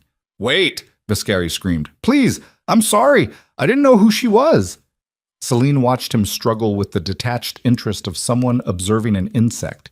Take him outside, she said. My grandfather will decide what happens next. The enforcers dragged Vescari toward the exit. His screaming echoed through the museum hall until the doors closed and cut off the sound. The entire interaction had taken less than 60 seconds. Celine smoothed her velvet dress, picked up her champagne glass from where she'd set it on a nearby table, and took a delicate sip. Then she turned back to the crowd like absolutely nothing had happened. I believe there's a silent auction starting soon, she said pleasantly. Shall we take a look? The guests stared at her in stunned silence. Then, slowly, conversations resumed. The orchestra started playing again. People moved toward the auction tables like the room hadn't just witnessed a casual demonstration of terrifying power. Damien stood frozen, his entire understanding of reality rearranging itself. Celine hadn't needed protection. She had never needed protection. She was the storm wrapped in velvet and diamonds. She turned to him, and for the first time that night, her expression showed something genuine, amusement. "You're staring again," she said. "You just—" Damien couldn't form words. "How did you know all that about Vescari?" "My grandfather controls intelligence networks across 3 continents," Celine replied. "Did you think I grew up in Europe reading fairy tales?" She sipped her champagne. "I was educated in languages, politics, finance, and operational security. I can speak 5 languages fluently, analyze shipping manifests for irregularities, and recite the organizational structure of every major syndicate from Boston to Sicily." Damien felt something shift in his chest. Not fear. Not exactly. Something closer to awe. "You've been pretending," he said slowly. "The whole time. The bookstore, the modest apartment, the invisibility. It's all a mask." "Of course it's a mask," Celine replied. "My grandfather wanted me to have something normal, something mine. But normal doesn't mean powerless." She met his eyes. "I am Alessandro De Luca's heir. I was always going to inherit his empire. The only question was whether I'd be ready." "And are you?" Celine's smile widened. "What do you think?" Before Damien could respond, his phone buzzed in his pocket. He pulled it out, saw a text from an unknown number. "You've done well tonight. One more thing remains. The museum's West Terrace. 10 minutes. Come alone. Alessandro." Damien showed the text to Celine. Her expression went carefully neutral. "He wants to speak with you privately," she said. "About what?" "I don't know." Celine set down her champagne glass. "But if my grandfather summons you, you go." 10 minutes later, Damien stood alone on the Field Museum's West Terrace overlooking Grant Park and Lake Michigan beyond. Wind cut across the stone balcony, cold enough to make him grateful for his suit jacket. The city spread out beneath him, millions of lights, millions of lives, a kingdom he'd thought he ruled. How naive he'd been. Footsteps behind him. Damien turned. Alessandro De Luca emerged from the shadows near the terrace entrance, alone for the first time since Damien had met him. The old Don walked to the stone railing and stood beside Damien, both of them looking out at Chicago. "You surprised me tonight," Alessandro said quietly. "How?" "You actually meant the apologies." Alessandro glanced at him. "I expected theater, performance, the kind of hollow contrition powerful men offer when forced, but you genuinely regretted what you did." Damien didn't know how to respond to that. "My granddaughter is remarkable," Alessandro continued. "Brilliant, capable, strong enough to lead empires." He paused. "But she's also lonely. She spent her entire childhood isolated from other children because of who her family is. She built a quiet life in Chicago because she wanted something real, something that wasn't about power or fear." The wind gusted across the terrace. "And then you confirmed every nightmare I've had," Alessandro said. "You proved that the world will always see her as either a target or a pawn. That safety is an illusion, that men like you exist." "I know," Damien said quietly. "Do you?" Alessandro turned to face him fully. "Because here's what I've decided. You're going to prove you've learned something from this experience." Damien's stomach dropped. "How?" "By becoming an ally instead of a threat," Alessandro replied. "My granddaughter needs someone in Chicago who understands the life but won't try to control her. Someone who's powerful enough to be useful but humble enough to respect her autonomy." He paused. "Someone who's been humiliated enough to understand the value of dignity." "You're talking about a partnership." "I'm talking about protection," Alessandro corrected. "Celine wants to stay in Chicago. She loves this city. And I can't be here permanently to ensure her safety." His eyes locked onto Damien's. "So you will be." "And if I refuse?" Alessandro's expression didn't change. "Then you die tonight. My men will make it look like a heart attack. Very tragic, very sudden." He smiled slightly. "But I don't think you'll refuse, because you're starting to understand that real power isn't about domination. It's about knowing when to submit." Damien looked out at Chicago's glowing skyline and made a decision that would change everything. "What do you need me to do?" Alessandro's smile widened. "Exactly what you've been doing tonight," he said. "Respect her, protect her, treat her like the remarkable woman she is." He paused. and never, ever mistake her mercy for weakness again. I won't. Good. Alessandro turned to leave, then stopped. One more thing. Marco Vescari will disappear tonight. His organization will be absorbed by my people. His brother in Milwaukee will be delivered to federal authorities. The old Don's voice went cold. Anyone who disrespects my granddaughter learns that lesson permanently. He walked away, footsteps echoing across stone, leaving Damien alone on the terrace. Damien stood there for a long time, wind cutting through his expensive suit, staring at the city he'd thought he owned, and realized he'd never owned anything. He'd just been allowed to play king until someone more powerful decided otherwise. Inside the museum, the gala continued. Damien made his way back through crowds that now looked at him with a mixture of respect and fear. Not for him, but for the woman on his arm. Celine stood near the orchestra, speaking with a group of society wives who hung on her every word. She looked like she'd been born to this. When she saw Damien approaching, she excused herself and walked over. "Well?" she asked quietly. "Your grandfather made me an offer," Damien replied. "And?" "I accepted." Something shifted in Celine's expression, calculation mixing with what might have been relief. "So you're my ally now," she said. "My protector in Chicago. If you'll have me." Celine studied him for a long moment. Then she smiled, genuinely warm for the first time since they'd met. "We'll see," she said. "You've had 2 good nights. Let's see if you can manage a third." Before Damien could respond, she took his arm and guided him back into the crowd. And somewhere high in the museum's rafters, hidden among the shadows and architectural details, 12 snipers quietly lowered their rifles. The test was over. Damien Moretti had survived. But the man who walked out of the Field Museum that night was fundamentally different from the man who'd walked in. He'd learned what real power looked like, and it terrified him in ways violence never had. The penthouse felt different when Damien returned that night. Same floor-to-ceiling windows overlooking Lake Michigan. Same minimalist furniture that cost more than most people's annual salaries. Same abstract art hanging on walls he'd never really looked at. But everything felt fundamentally altered, like returning to a house you'd lived in for years and discovering the walls had shifted 3 inches to the left while you were gone. Damien stood in the center of his living room at 2 a.m, still wearing the Tom Ford suit, and tried to process the past 72 hours. He'd publicly humiliated Alessandro De Luca's granddaughter. He'd been threatened with systematic execution. He'd apologized in front of Chicago's entire elite. And now he was apparently Selena De Luca's designated protector. His phone buzzed. Roman. "You're alive," his consigliere said without preamble. "Barely. The news is covering the gala. You and Selena De Luca are everywhere. People are calling it the most dramatic public apology in Chicago history." Roman paused. "Also, Marco Vescari is missing. His entire crew is spooked. Word on the street is Alessandro De Luca disappeared him." "He did," Damien confirmed, in front of 500 witnesses. Silence on the line. "Damien," Roman said carefully, "what exactly happened tonight?" Damien told him everything. The introductions, the apologies, Vescari's drunken insult, Cellini's terrifying demonstration of power, Alessandro's final terms.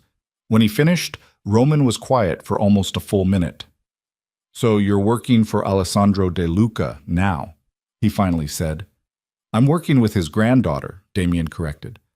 "There's a difference." "Is there?" "Because from where I'm sitting, it looks like you just became a subordinate in someone else's empire." The words stung because they were partially true. "Alessandro gave me a choice," Damien replied. "Become Celine's ally or die. I chose survival." "And what happens when Celine decides she doesn't need an ally anymore?" Roman's voice was sharp. "What happens when Alessandro decides you've outlived your usefulness? You've spent a decade building an independent empire, and now you're a footnote in someone else's operation." "I know. Do you? Because I watched you build this organization from nothing. I watched you take territory your father never could have held. And now you're throwing it away because some woman humiliated you into submission." Damien's jaw tightened. "That woman," he said quietly, "had 6 armed men hidden in a crowd of 500 without me noticing. She knows operational details about organizations I've never even heard of. She made Marco Vescari. A made man with 20 years in the life, piss himself with fear in under 60 seconds. He paused. She's not just some woman, Roman. She's the most dangerous person I've ever met.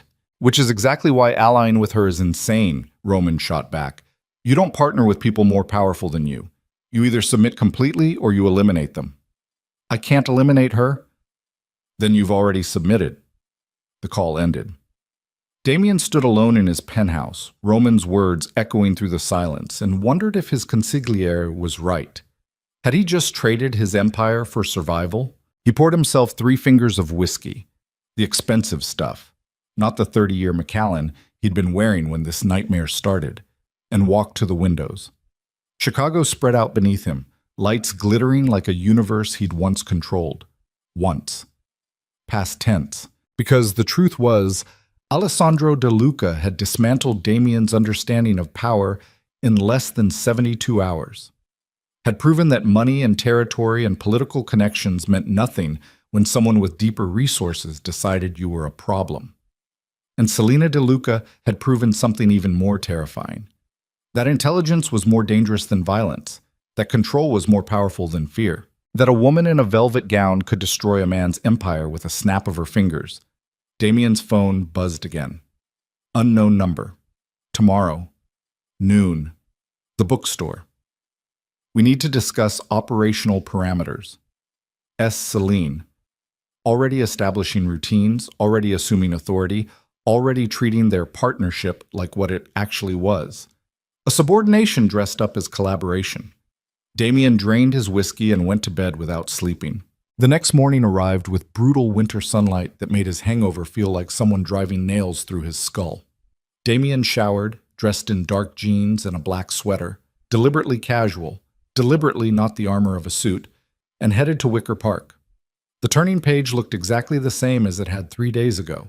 Same narrow brick building, same hand-lettered signs in the window, same used books stacked in the display. But when Damien pushed open the door, the bell chiming his arrival, he saw the difference immediately. 2 men sat at a small table near the back of the store, both reading newspapers, both carrying concealed weapons that Damien recognized from the bulge under their jackets. De Luca's security. Celine emerged from behind a shelf of poetry collections, carrying a stack of books that she set down on the counter. She wore jeans and an oversized cardigan, her hair pulled back in a simple ponytail, looking exactly like a bookstore clerk, except for her eyes. Those dark, evaluating eyes that had watched Marco Viscari get dragged away screaming. "You're early," she said. "I'm punctual." "There's a difference." Celine gestured to a small reading nook near the front windows where 2 armchairs faced each other across a coffee table. "Sit. We have things to discuss." Damien sat. Celine took the opposite chair, crossed her legs, and studied him with the same clinical precision she might use to examine a specimen under glass. "My grandfather left Chicago this morning," she said. "Back to New York. He's satisfied that you've learned appropriate humility." "How generous." "Don't!" Celine's voice went sharp. "Don't do that thing where you pretend to be resentful about consequences you brought on yourself. You humiliated me. You faced appropriate repercussions. If you can't accept that without passive-aggressive commentary, we're done before we start." Damien bit back his automatic response and forced himself to nod. "You're right," he said. "I'm sorry." Celine's expression softened fractionally. "Better." She leaned back in her chair. "Here's the reality. My grandfather wants me to stay in Chicago. He wants me to have a normal life, or as normal as possible given who I am. But he also wants assurance that I'm protected. Which is where I come in." "Yes." Celine tilted her head slightly. "You control significant territory in Chicago. You have political connections, shipping infrastructure, and enough operational experience to recognize threats. You're useful." The word stung more than it should have. "And what do I get out of this arrangement?" Damien asked. "You survive," Celine replied. "You maintain your empire. You continue running your operations without interference from my grandfather's organization." She paused. "And you gain access to De Luca intelligence networks that will make your business significantly more profitable." Damien's business instincts kicked in despite himself. "What kind of intelligence?" "Port schedules, federal investigation targets, competitor vulnerabilities. Supply chain disruptions before they happen. Celine smiled slightly. My grandfather controls information infrastructure across 3 continents. He knows when federal prosecutors are building cases 6 months before indictments drop. He knows which politicians are about to flip on corruption charges. He knows everything. And he'd share that with me? If you prove loyal to me, yes. The calculation was simple. Access to DeLuca intelligence would make Damien's shipping operation untouchable, would let him move product through ports that competitors didn't even know existed, would give him advance warning on every threat before it materialized. It would make him richer than he'd ever been, and completely dependent on Celine's goodwill. There's a catch, Damien said. Of course there's a catch. Celine leaned forward slightly. You work for me now. Not officially. We'll maintain the appearance of separate operations. But functionally, your empire answers to mine. I don't interfere with your day-to-day business, but when I need something, you provide it. No questions. No hesitation. And if I refuse? Celine's smile was sad and terrible. Then my grandfather reconsiders whether you've actually learned humility, she said quietly, and you discover that surviving one test doesn't mean you've passed the course. Damien looked at this woman, this 20-something bookstore clerk in a cardigan who commanded armed enforcers and spoke about dismantling empires like discussing weather, and made his choice. What do you need? Celine's smile widened into something genuine. Smart man. She stood, walked to the bookstore counter, and pulled out a tablet, returned to the reading nook and set it on the coffee table between them. The screen showed a photograph of a man in his 50s, expensively dressed, standing outside what looked like a corporate office building. Vincent Castellano, Celine said, CEO of Castellano Development, owns half the commercial real estate in the Loop, also runs a protection racket that extorts small businesses, launders money through construction projects, and has connections to every corrupt alderman in the city. Damien recognized the name. Castellano was old-school Chicago corruption, the kind of operator who'd survived multiple federal investigations by being smarter and more connected than the prosecutors hunting him. What about him? He's become a problem, Celine replied. 3 weeks ago, one of his collectors threatened the owner of a Korean restaurant in Chinatown. The owner refused to pay, said he already had protection. Castellano's man broke both the owner's hands with a hammer. Damien's stomach turned. The owner's daughter, Celine continued, voice still quiet, works for one of my grandfather's subsidiary operations in New York. She called my grandfather personally, asked for help. And Alessandro sent you. No. Celine's eyes went cold. My grandfather wanted to send a full crew. Burn down Castellano's buildings, kill his men, make an example that would be felt for a generation. She paused. I convinced him to let me handle it differently. How? By proving I can dismantle threats without starting wars. Celine met Damien's eyes. Which is where you come in. Castellano operates in your territory. You've probably had business dealings with him, or at least been aware of his operations. Damien nodded slowly. We've crossed paths. He wanted protection payments from some of my shipping warehouses last year. I told him to fuck off. And he backed down? Eventually. After I made it clear what would happen if he didn't. Celine smiled. Good. That means he knows you're dangerous, which makes this easier. She tapped the tablet screen and a new image appeared. Financial records, bank accounts, transaction histories. Castellano's been stealing from his own organization, Celine said. Skimming off the top, hiding money in offshore accounts that his partners don't know about. Approximately $8 million over the past 3 years. Damien whistled softly. His partners would kill him if they found out. Exactly. Celine's smile widened. So you're going to tell them? Me? You have the connections, the credibility. If you call a meeting with Castellano's major partners and present them with evidence of his theft, they'll turn on him immediately. She paused. Castellano's empire collapses without a single bullet fired. His protection rackets get absorbed by people who won't terrorize small business owners. And the Korean restaurant owner's daughter gets justice. Damien stared at the tablet, his mind racing through the logistics. Castellano's partners are dangerous men, he said. If I'm the one bringing them evidence of betrayal, they'll wonder why. They'll question my motives. So give them a motive, Celine replied. Tell them Castellano's been planning to move against them. Tell them you discovered his theft during your own intelligence gathering. Tell them whatever story makes you the ally who saved them from betrayal. And what do I actually get out of this? Celine leaned back in her chair, studied him for a long moment. You get to prove you're capable of executing complex operations that serve my interests, she said. You get to demonstrate loyalty, and if you succeed, you get access to DeLuca intelligence that will make your shipping operation untouchable for the next 5 years. The offer was calculated perfectly, appealing to Damien's ambition while making it clear this was a test. When do you need this done? He asked. This week. Celine stood. Castellano's been getting bolder, more violent. I want him gone before he hurts anyone else. Damien stood as well, his body moving on autopilot while his brain processed the magnitude of what he'd just agreed to.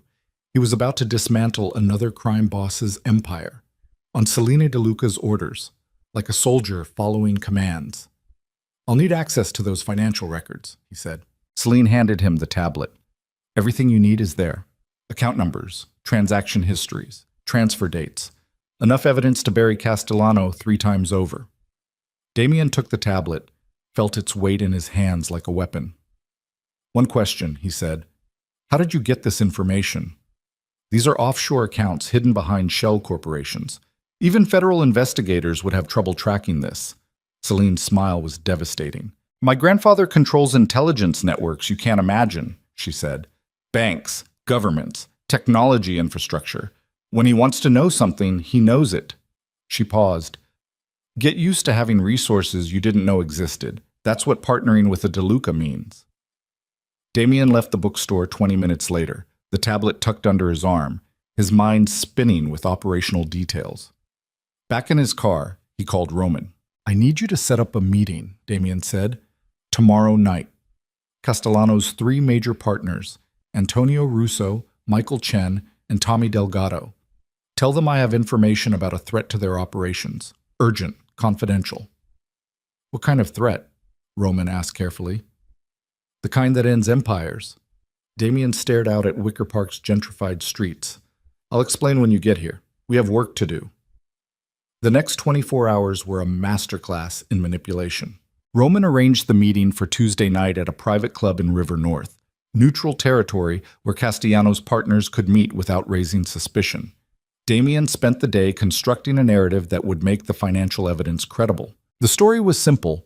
Damien's organization had been investigating potential partnerships with Castellano's crew.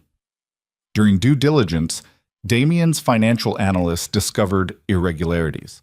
Further investigation revealed the offshore accounts and systematic theft. Being a man who valued loyalty and honor among criminals, Damien felt obligated to inform Castellano's partners before they were betrayed. It was a lie built on truth, the kind of deception that worked because 90% of it was verifiable fact. Tuesday evening arrived cold and clear.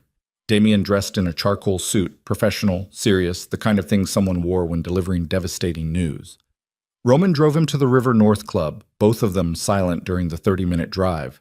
The club was old-school Chicago. Leather booths, dim lighting, paintings of horses and hunting dogs on dark wood walls. A place where men made deals that would never appear in official records. Antonio Russo, Michael Chen, and Tommy Delgado were already waiting in a private room when Damien arrived. 3 men representing 3 different branches of Castellano's criminal enterprise. Russo controlled the construction side, Chen managed the protection rackets. Delgado ran the money laundering operations, all of them dangerous, all of them loyal to Castellano, for now. Moretti, Russo said as Damien entered. He was mid-60s, silver hair, the kind of face that looked like it had been carved from granite. This better be important. I don't drop everything for mysterious meetings. It's important, Damien replied, setting the tablet down on the table between them. Vincent Castellano is stealing from you. The room went very still.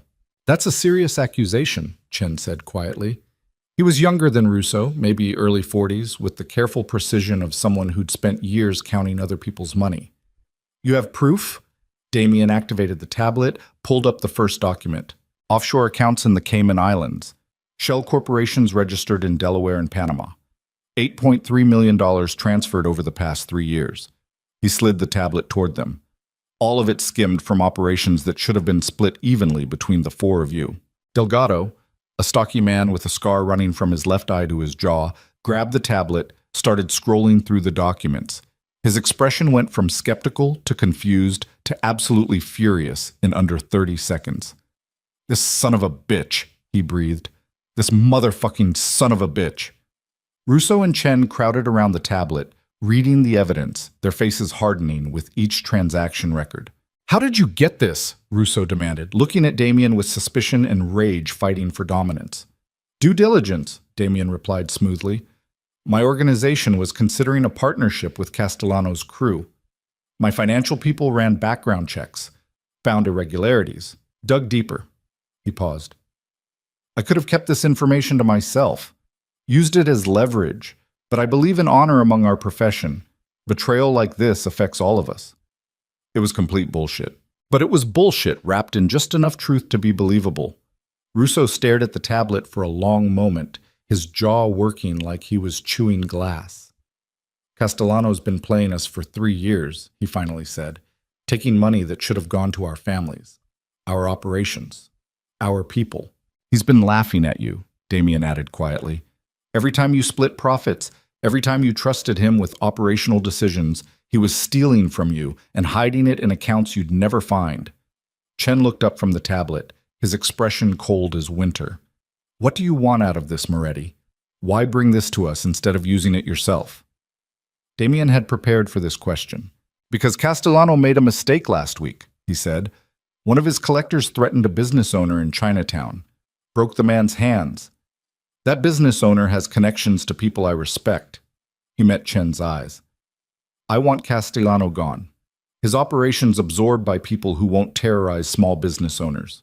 I bring you the evidence, you handle the execution, everyone wins except the man who betrayed you." It was close enough to truth, just replacing people I respect with Selene De Luca, that it sounded genuine. Delgado set down the tablet with enough force to make it clatter against the table. "I want him dead," he said flatly. "Tonight, I want to put a bullet in his head myself." "No," Russo said immediately. "We do this smart. Castellano has protection, connections. We move too fast, too sloppy. We start a war we might not win." "Then what?" Delgado demanded. "We call a meeting," Russo replied. "The 4 of us. Tell Castellano we need to discuss expansion opportunities. Get him alone, present the evidence, give him a chance to explain." He smiled without humor. "And when he can't explain, we vote. 3 against 1. His empire gets divided between us, and he disappears." Chen nodded slowly. Clean, efficient, maintains appearances, maintains. They spent the next 30 minutes planning the logistics. Where to meet, when, how to ensure Castellano came alone. Damien offered his waterfront warehouse as neutral territory, secure, private, no witnesses. By the time the meeting ended, Castellano's fate was sealed. Damien left the club feeling something close to nauseous. He'd just orchestrated the execution of a man he'd never personally had conflict with, had manipulated 3 crime bosses into destroying their partner, all on Selene De Luca's orders. In his car, Roman turned to him with an expression Damien couldn't read. "You just became an assassin," his consigliere said quietly. "Maybe not pulling the trigger yourself, but you killed Castellano as surely as if you'd put a gun to his head." "I know. And you did it because a woman you've known for less than a week told you to." "She's not just a woman," Damien replied. "She's dangerous," Roman interrupted. "Powerful. Terrifying. I know, you've said all this." He paused. "But she's also using you, testing you, seeing how far you'll go to prove loyalty. What else am I supposed to do?" "Walk away," Roman said simply. "Take the loss. Rebuild somewhere else. You've got contingency funds, international connections." "Alessandro De Luca would find me," Damien said. "You know he would. There's nowhere I could run that his network wouldn't eventually reach." Roman's hands tightened on the steering wheel. "Then you've already chosen death," he said quietly. "Just slower than the alternative." They drove back to Damien's penthouse in silence. 2 days later, Vincent Castellano's body was found in a shipping container at Damien's waterfront warehouse. 3 bullets to the chest, execution style. His 3 former partners released a joint statement claiming Castellano had been embezzling from their shared operations, and the matter had been resolved internally. Nobody questioned it. Nobody investigated.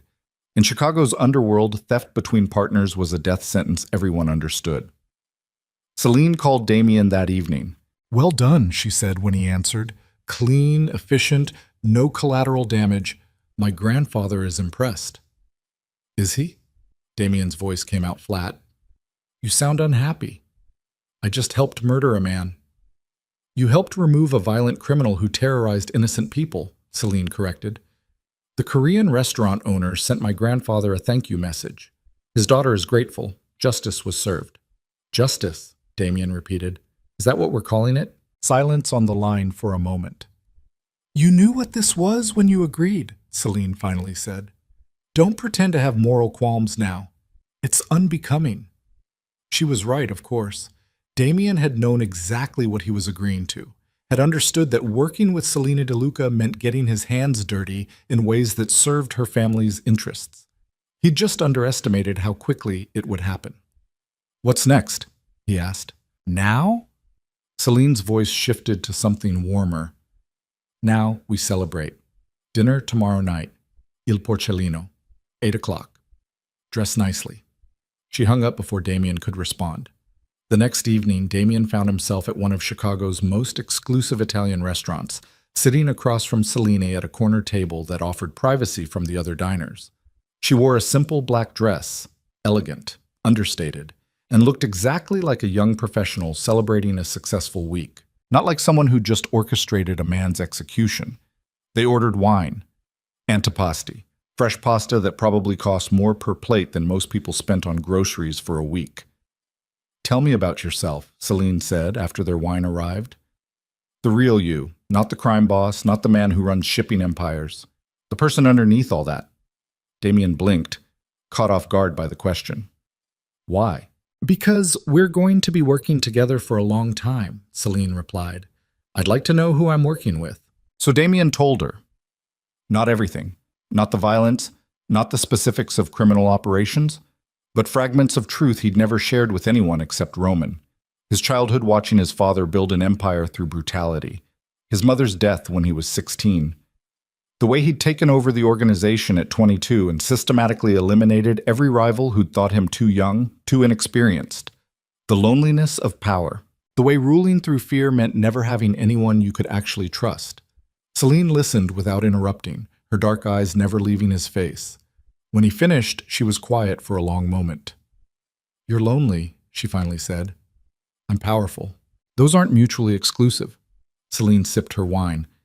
"My grandfather is the most powerful man I know. He's also the loneliest. He has subordinates, enforcers, business partners, but he has no friends. No one he can speak to honestly without calculating how they might use the information." "Is that why you run a bookstore?" Damien asked.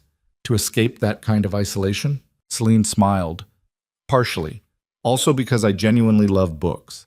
And because pretending to be normal is the closest I'll ever come to actually being normal." They talked through dinner, not about operations or intelligence or criminal enterprises, but about literature and music and the architecture of Chicago. Celine spoke 5 languages fluently and had spent years studying art history in Florence. She quoted philosophers and poets with the ease of someone who'd been educated in ways that had nothing to do with violence. She was, Damien realized with uncomfortable clarity, the most fascinating person he'd ever met. Beautiful and brilliant and terrifying in equal measure. Dangerous in ways that had nothing to do with armed enforcers. By the time dessert arrived, Damien felt something shifting in his chest. Something he hadn't felt in longer than he could remember. Not attraction exactly, more like recognition, the sense of meeting someone who understood what it meant to wear masks, to build walls, to live in a world where trust was currency and vulnerability was suicide. "I have a question," Damien said as they finished tiramisu that tasted like clouds. "Ask." "Why me?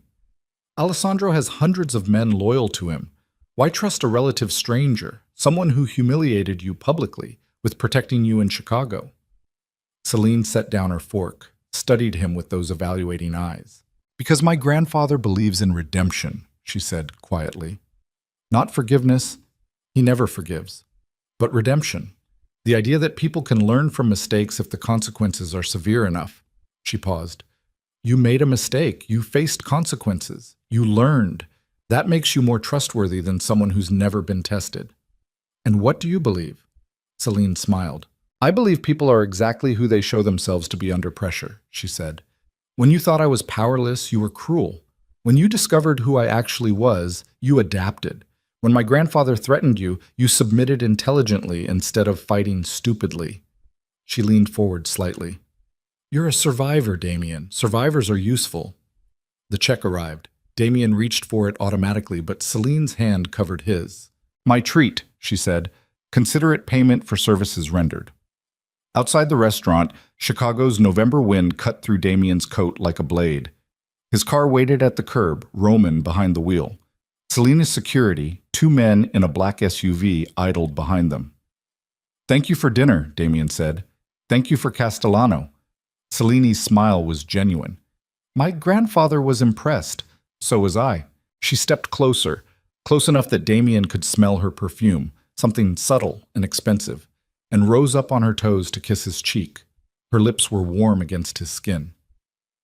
Good night, Damien, she murmured. Then she turned and walked to her SUV, disappearing into the back seat before Damien's brain could catch up to what had just happened.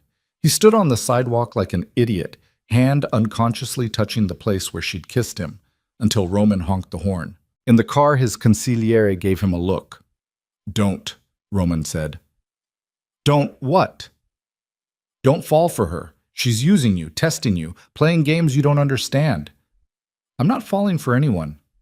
You're a terrible liar, Roman replied. Always have been. Damien turned to look out the window, watching Chicago slide past in the darkness, and tried to convince himself that Roman was wrong, that the warmth spreading through his chest was strategic appreciation, not something more dangerous, that he hadn't just started falling for the most terrifying woman he'd ever met. But Damien Moretti had never been good at lying to himself, and as the car carried him home through Chicago's glittering streets, he realized the most dangerous game had just begun. Not between empires, between hearts that had both forgotten how to be vulnerable. And in a world where vulnerability was weakness, that was the most terrifying risk of all. 3 weeks passed before Damien understood that falling in love with Celine DeLuca wasn't a choice he'd made. It was a trap he'd walked into with eyes wide open. December arrived in Chicago with the kind of bitter cold that made your bones ache. Snow fell in sheets across the city, turning the skyline into something out of a postcard while making the streets treacherous and mean. Damien's shipping operations slowed to a crawl as ice locked up the ports. His political connections went quiet as the city government focused on snow removal budgets and winter logistics. But his partnership with Celine intensified. She'd call at random hours with requests that sounded simple but carried layers of complexity. Help move a shipment through customs without inspection. Provide security for a meeting between East Coast families who didn't trust each other. Gather intelligence on a federal prosecutor who was getting too close to one of Alessandro's subsidiaries. Each task was a test. Each success brought them closer. And somewhere between the operational planning and the late-night phone calls and the dinners that started as business and ended as something else entirely, Damien stopped pretending he was just following orders. He was falling, hard and fast and completely, for a woman who could destroy him with a phone call. Roman noticed, of course. His consigliere had been watching Damien with increasing concern as the partnership with Celine deepened. They were in Damien's penthouse office on a Thursday evening, reviewing shipping manifests, when Roman finally said what he'd been holding back for weeks. You're in love with her. Damien looked up from the computer screen where he'd been analyzing port schedules. What? Celine DeLuca. Roman set down the file he'd been reading. You're in love with her, and it's going to get you killed. I'm not. Don't insult my intelligence, Roman interrupted. I've known you for 15 years. I watched you build an empire on calculated ruthlessness. I've never seen you care about anyone or anything except power and survival. He paused. Until her. Damien wanted to argue, wanted to deny it with the same casual dismissal he'd use for any other accusation. But Roman deserved better than lies. Maybe, Damien admitted quietly. Maybe, Roman's voice rose. You just orchestrated the execution of a man you'd never met because she asked you to. You've restructured your entire operation to serve her family's interests. You spend every free moment either working for her or thinking about her. He stood, paced to the windows overlooking the frozen lake. That's not maybe, Damien. That's all the way gone. So what if I am? Damien pushed back from his desk. What exactly am I supposed to do about it? Walk away? Pretend I don't feel what I feel? Yes, Roman said flatly, because feelings are weaknesses in this world. And Selena DeLuca is the kind of woman who will use your weakness to control you completely. She's not like that. Roman laughed, bitter and exhausted. She's exactly like that. She's Alessandro De Luca's heir, trained from childhood to manipulate, to control, to win at any cost. He turned to face Damien. The bookstore, the modest apartment, the whole "I just want something normal" act. It's all theater designed to make you think she's vulnerable when she's actually the most dangerous person in Chicago. You don't know her. Neither do you, Roman shot back. You know what she's shown you, the version of herself she wants you to see. But you don't know what she's really thinking, what she's really planning, whether any of this is real or just another test. The words hit harder than they should have because part of Damien wondered the same thing. Was Celine genuinely interested in him, or was this all elaborate manipulation designed to ensure his complete loyalty? I have to believe it's real, Damien said quietly. Because if it's not, then I've already lost everything that matters. Roman's expression softened into something that looked almost like pity. Then you'd better hope she feels the same way, he said. Because if she doesn't, you're going to destroy yourself trying to earn something she'll never give. That conversation haunted Damien for the next 48 hours. He went through the motions of running his empire, approved shipments, managed personnel, handled the 1,000 small crises that came with controlling criminal infrastructure, but his mind kept circling back to Roman's words. Was Celine using him, testing him, playing games he didn't understand, or was the connection between them as real as it felt? On Saturday evening, Celine called. I need to see you, she said without preamble. Tonight, my apartment, 9 o'clock. Her voice sounded different, strained, almost fragile. What's wrong? Damien asked immediately. Just come, please. She hung up before he could respond. Damien arrived at Celine's Wicker Park apartment at 8:55, his mind racing through possibilities. Threat assessment, federal investigation, something from her grandfather. 1,000 scenarios, none of them good. The building's security recognized him now, nodded him through without question. He took the stairs 2 at a time, reached the 4th floor breathing harder than he should have been, and knocked on apartment 4C. The door opened. Celine stood in the doorway wearing jeans and an oversized sweater, her hair down around her shoulders. No makeup, eyes red like she'd been crying. Damien had never seen her look so human, so breakable. Come in, she said quietly. The apartment was dark except for a single lamp near the couch. Classical music played softly, the same orchestral piece from the first time Damien had been here. A bottle of wine sat open on the coffee table next to 2 glasses. Sit, Celine said, gesturing to the couch. Damien sat. Celine poured wine for both of them with hands that trembled slightly, then curled up on the opposite end of the couch, pulling her knees to her chest like someone trying to make herself smaller. My grandfather called today, she said. Damien's stomach dropped. And? He wants me to come back to New York. Celine's voice was barely above a whisper. Permanently. He says Chicago is too dangerous, too exposed, that I've proven I can handle operations, but now it's time to take my place in the family business. In New York, where he can protect me properly. What did you tell him? I told him I needed time to think. Celine took a long drink of wine, which is code for I don't want to go, but I don't know how to refuse. Damien set down his own glass, his mind working through implications. If Celine left Chicago, their partnership ended. The protection agreement, the intelligence sharing, everything they'd built over the past month, everything he'd started to feel. Do you want to go? He asked. Celine looked at him with eyes that held something Damien had never seen before. Fear. Genuine, unfiltered fear. No, she said. I love Chicago. I love my bookstore. I love having something that's mine, something that isn't about empires and violence and family legacy. She paused. But my grandfather isn't asking. He's telling. And when Alessandro De Luca tells you to do something, you do it. Even if it makes you miserable? Especially then. Celine's smile was sad. That's what duty means in my family.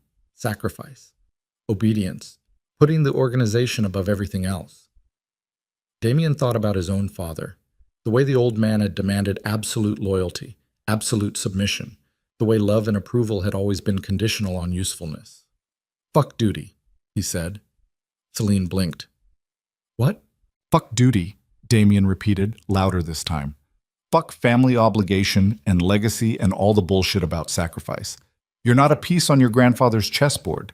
You're a person. You deserve to make your own choices. It's not that simple. It's exactly that simple. Damien moved closer on the couch, close enough that their knees almost touched. You told me once that I only respected you when I was afraid of you. That when I thought you were powerless, I treated you like trash. He met her eyes. Don't let your grandfather do the same thing. Don't let him treat you like you're powerless to choose your own life.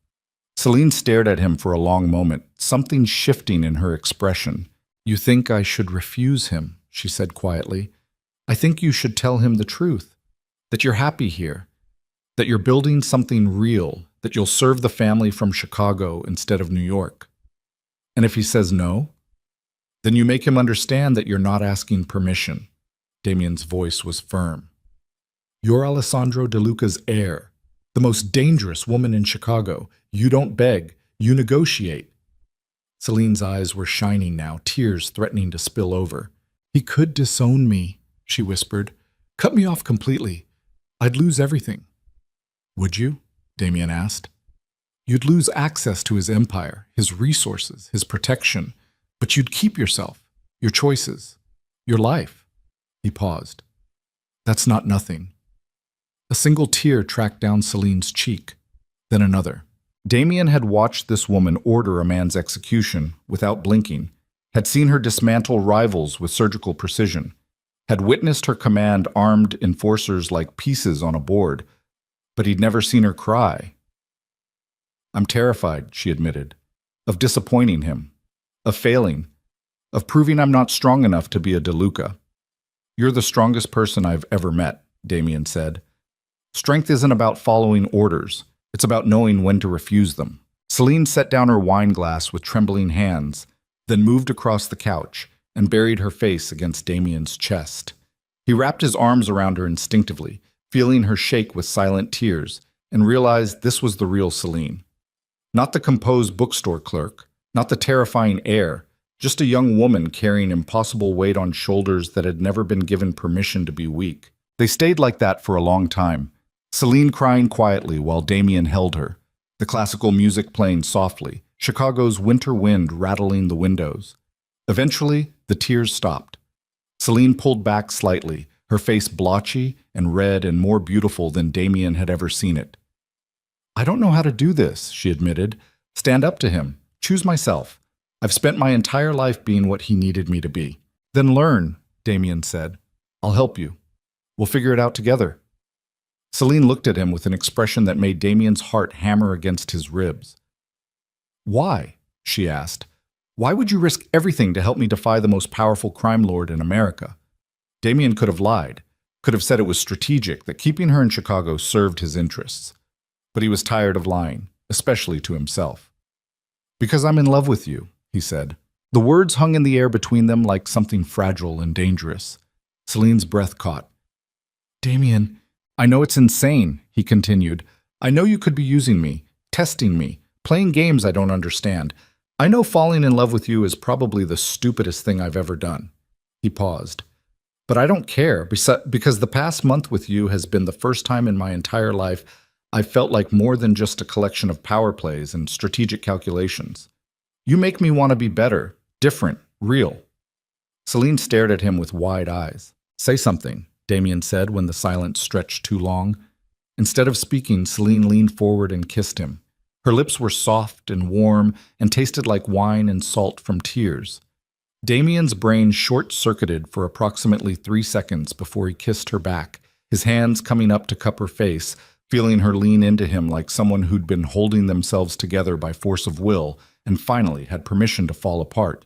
The kiss deepened, became desperate, became everything neither of them had known they needed. When they finally broke apart, both breathing hard. Celine's eyes were clear, determined.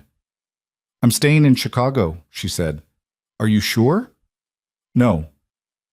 Celine's smile was shaky but genuine. "But I'm going to do it anyway, because you're right. I deserve to choose my own life, even if it terrifies me." She pulled out her phone, stared at it for a long moment, then dialed. The call connected after 2 rings. "Grandfather," Celine said, her voice steady despite the tears still wet on her cheeks. "I've made my decision about New York." Damien couldn't hear Alessandro's response, but he watched Celine's expression shift from nervous to determined. "I'm staying in Chicago," she continued. "I'm happy here. I'm building something real, and I can serve the family just as effectively from here as I could from New York." She paused. "I'm not asking permission. I'm telling you what I've decided." Silence on the other end. Celine's hand tightened around the phone. "I understand that disappoints you," she said quietly, "but I'm your heir. Eventually, I'll lead this family. And I can't do that if I've never learned to make my own decisions." More silence. Then Celine's expression shifted to something between relief and disbelief. "Thank you, grandfather," she said. "I won't let you down." She ended the call and stared at the phone like it might explode. "What did he say?" Damien asked. "He said..." Celine's voice cracked slightly. "He said my father would be proud of me, for choosing my own path, for being strong enough to refuse him." A laugh bubbled out of her, half sob, half genuine amusement. "He's been waiting for this," she continued, "waiting to see if I'd ever stand up to him. It was another test, and I almost failed by being too afraid to try." Damien pulled her close again, felt her arms wrap around him, and realized that everything had just changed. Alessandro De Luca had given his blessing. Celine was staying in Chicago. And Damien had just admitted he was in love with the most dangerous woman he'd ever met. The next 3 months passed in a blur of operational efficiency and emotional intensity that Damien had never experienced before. He and Celine became partners in every sense of the word. She moved some of her intelligence operations into his infrastructure. He provided security for De Luca meetings in the Midwest. They shared information, coordinated strategies, built something that looked like an actual alliance instead of subordination. But more than that, they built something personal. Dinners that turned into conversations that stretched past midnight.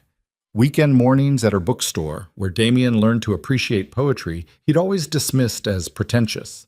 Quiet evenings in his penthouse, where Celine taught him to cook actual food instead of ordering takeout. They fought, of course. Vicious arguments about operational decisions and trust and the fundamental differences between how they'd been raised. Celine's calm strategic thinking clashing with Damien's impulsive aggression, his need for control battling her refusal to be controlled. But they also learned. Damien learned that vulnerability wasn't weakness, that admitting fear didn't make you powerless, that love was actually stronger than fear if you were brave enough to let it be. Celine learned that not everyone in the world would use her openness against her, that being herself, the real self underneath all the masks, was possible with someone who actually saw her.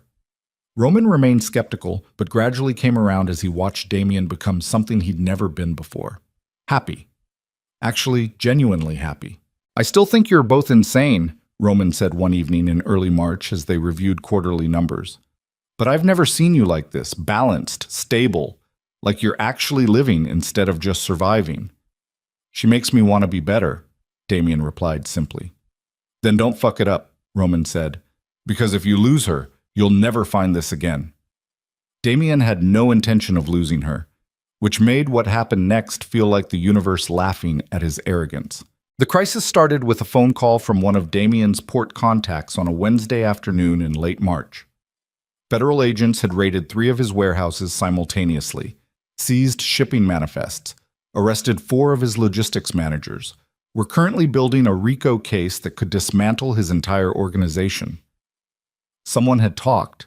Someone inside his operation had turned informant. Damien spent the next 72 hours in controlled panic, working with Roman to identify the leak, contain the damage, and figure out how badly they were exposed. Celine helped, using De Luca intelligence resources to identify which federal prosecutor was leading the investigation and what evidence they'd actually gathered. The answer was worse than Damien had feared. They had everything. Shipping routes, financial records, communications showing clear knowledge of smuggling operations, testimony from the informant detailing years of criminal activity. Damien was facing 20 years minimum if indicted, possibly life. On Saturday evening, he sat in his penthouse with Celine and Roman, staring at the evidence laid out across his desk, and tried to figure out how to avoid spending the rest of his life in federal prison. "You could run," Roman said. "I've got contingency plans. Fake passports, offshore accounts, contacts in countries without extradition treaties." "Running means abandoning everything," Damien interrupted. "The organization, Chicago, everything I've built." "Better than prison," Roman replied. "Is it?" Damien looked at Celine, who'd been quiet through the entire discussion. "What do you think?" Celine's expression was carefully neutral. "I think you have a third option," she said quietly. "Which is?" "You make the case disappear." Damien blinked. "How exactly would I do that?" Celine stood, walked to the windows overlooking the lake, her silhouette backlit by city lights. "My grandfather controls federal judges," she said. "Prosecutors, FBI agents, people embedded so deep in the justice system that they've been assets for decades." She turned to face him. "He could make this investigation vanish, bury the evidence, discredit the informant, have the whole thing dismissed as insufficient basis for prosecution." Hope flared in Damien's chest before reality crushed it. "At what cost?" he asked.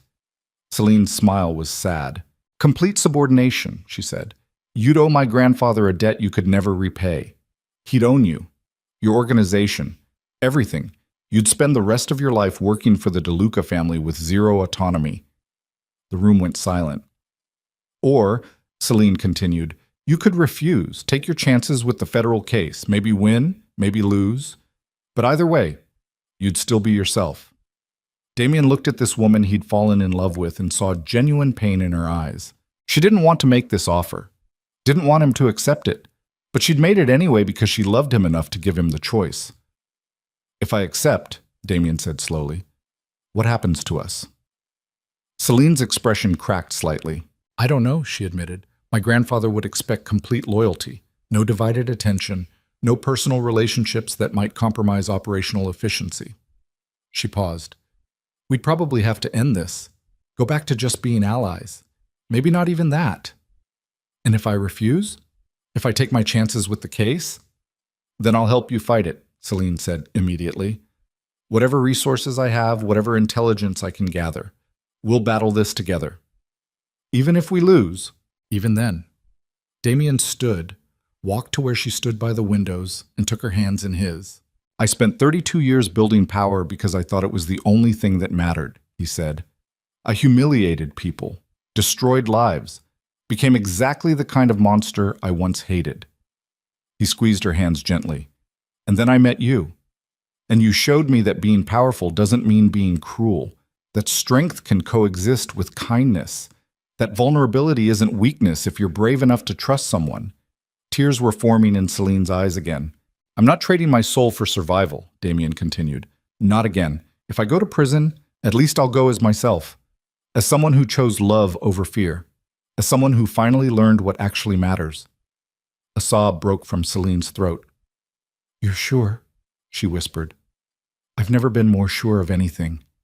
She kissed him then, desperate and fierce and tasting like salt, while Chicago glittered beyond the windows and Damien's entire empire balanced on the edge of collapse. But for the first time in his life, he didn't care about the empire. He cared about the woman in his arms.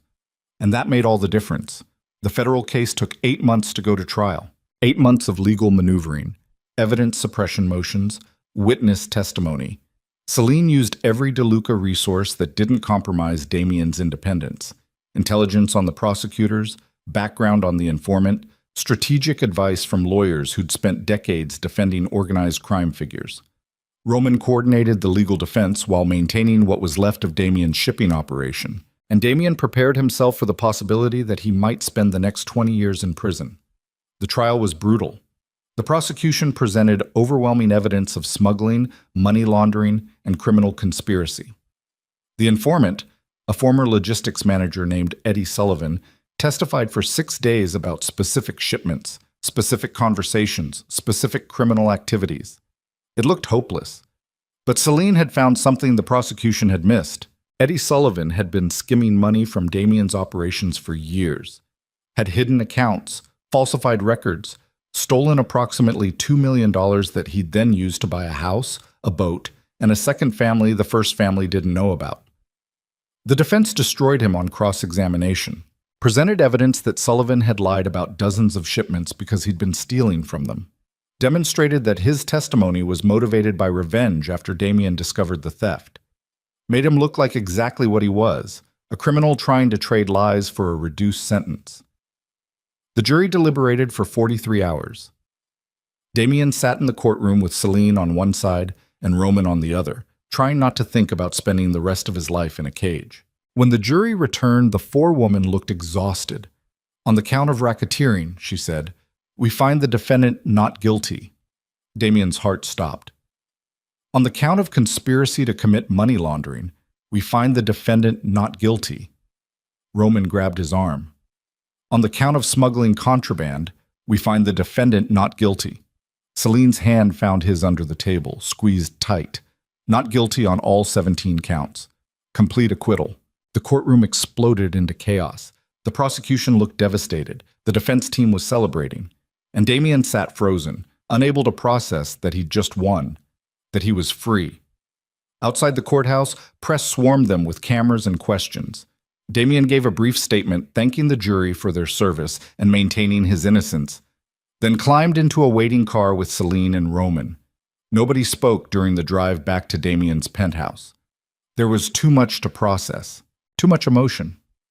When they finally reached his apartment, Roman excused himself with a knowing look, leaving Damien and Celine alone. They stood in the living room as the sun set over Lake Michigan, painting the sky in shades of gold and purple. "You won," Celine said quietly. "We won," Damien corrected. "I couldn't have done this without you. You could have avoided the whole thing if you'd accepted my grandfather's offer and lost everything that matters." Damien turned to face her. "I don't regret it, not for a second." Celine's eyes shone with tears. "I love you," she said. "I've been terrified to say it because I didn't want to make this harder. But I love you. Completely, recklessly, in ways that probably make me a terrible heir to a criminal empire." Damien pulled her close, felt her melt against him. "I love you too," he said. "And I don't care if it makes us terrible criminals. We'll figure it out, together." They stood there as the sun disappeared and Chicago's lights began to glow. Two people who'd found something neither had been looking for. Not power, not fear, not the empire they'd been born to inherit, but something infinitely more dangerous and infinitely more valuable: each other. 6 months later, Damien stood in Celine's bookstore on a Saturday afternoon, watching her help a customer find a first edition of their favorite novel. She wore jeans and that same oversized cardigan, her hair in a messy bun, completely absorbed in the simple joy of connecting someone with a book they'd love. This was who she really was. Not Alessandro De Luca's terrifying heir. Not the woman who'd ordered Marco Viscari dragged away screaming, just Celine. A woman who loved books and classical music and Chicago winters. A woman who'd chosen to build a real life instead of just inheriting one. Damien's empire had been restructured after the trial. He'd stepped back from day-to-day operations, letting Roman handle the logistics while he focused on legitimate business interests. The shipping company was slowly going clean. Would take years, probably decades, but the transformation had started. He and Celine had bought a house together in Lincoln Park. Nothing ostentatious, just a converted brownstone with a library and a garden and space for the life they were building. Alessandro had visited once shortly after they'd moved in, had dinner with them, inspected the house, and given his blessing in that quiet way that meant more than words. "My son would have liked you," he'd told Damien before leaving. "You remind me of him. Someone who chose love over legacy." It was the highest compliment Alessandro De Luca had ever given. Now, watching Celine laugh with a customer about some obscure poet, Damien felt something he'd never expected to feel. Contentment. Not the restless hunger for power that had driven him for 32 years, not the cold satisfaction of defeating rivals. Just simple, genuine contentment with the life he was living. Celine looked up, caught him staring, and smiled. That smile made everything worth it. Every humiliation, every threat. every moment of terror when he'd thought he might lose her. All of it had led here. To this moment, to this life, to this woman who'd transformed him from a vicious crime boss into someone who understood what actually mattered. The bell above the bookstore door chimed. A young woman entered, looking nervous, clutching a piece of paper. Celine greeted her warmly, guided her toward the poetry section. And Damien watched the woman he loved do what she did best. Make people feel seen, make them feel valued, make them feel like they mattered. It was the opposite of everything Damien had been taught about power, but it was infinitely more effective. Because Celine didn't rule through fear, she ruled through connection, through genuine care, through the radical act of treating people like human beings instead of pieces on a board. And somewhere in the process of loving her, Damien had learned to do the same. He wasn't perfect, still made mistakes, still had moments where his old instincts surfaced, the calculation, the coldness, the willingness to hurt others to protect himself. But Celine was there to remind him, to pull him back, to show him that he could be better, that he was better, that the man who'd called her trash no longer existed. He'd been burned away in the fire of consequence and rebuilt into something new, something that looked remarkably like redemption. As winter darkness fell across Chicago and the bookstore's warm light glowed against the cold, Damien made himself a promise. He would spend the rest of his life earning the second chance she'd given him, would prove every day that love was stronger than fear, that vulnerability was braver than violence, that the most powerful thing a person could do was choose to be kind when the world expected cruelty. It wouldn't be easy. There would be setbacks, challenges, moments when the old life tried to pull him back, but he wouldn't face them alone. He'd face them with Celine, the woman who'd seen him at his worst and loved him anyway. The woman who'd taught him that standing in gasoline wasn't a threat if you were strong enough to put the match away.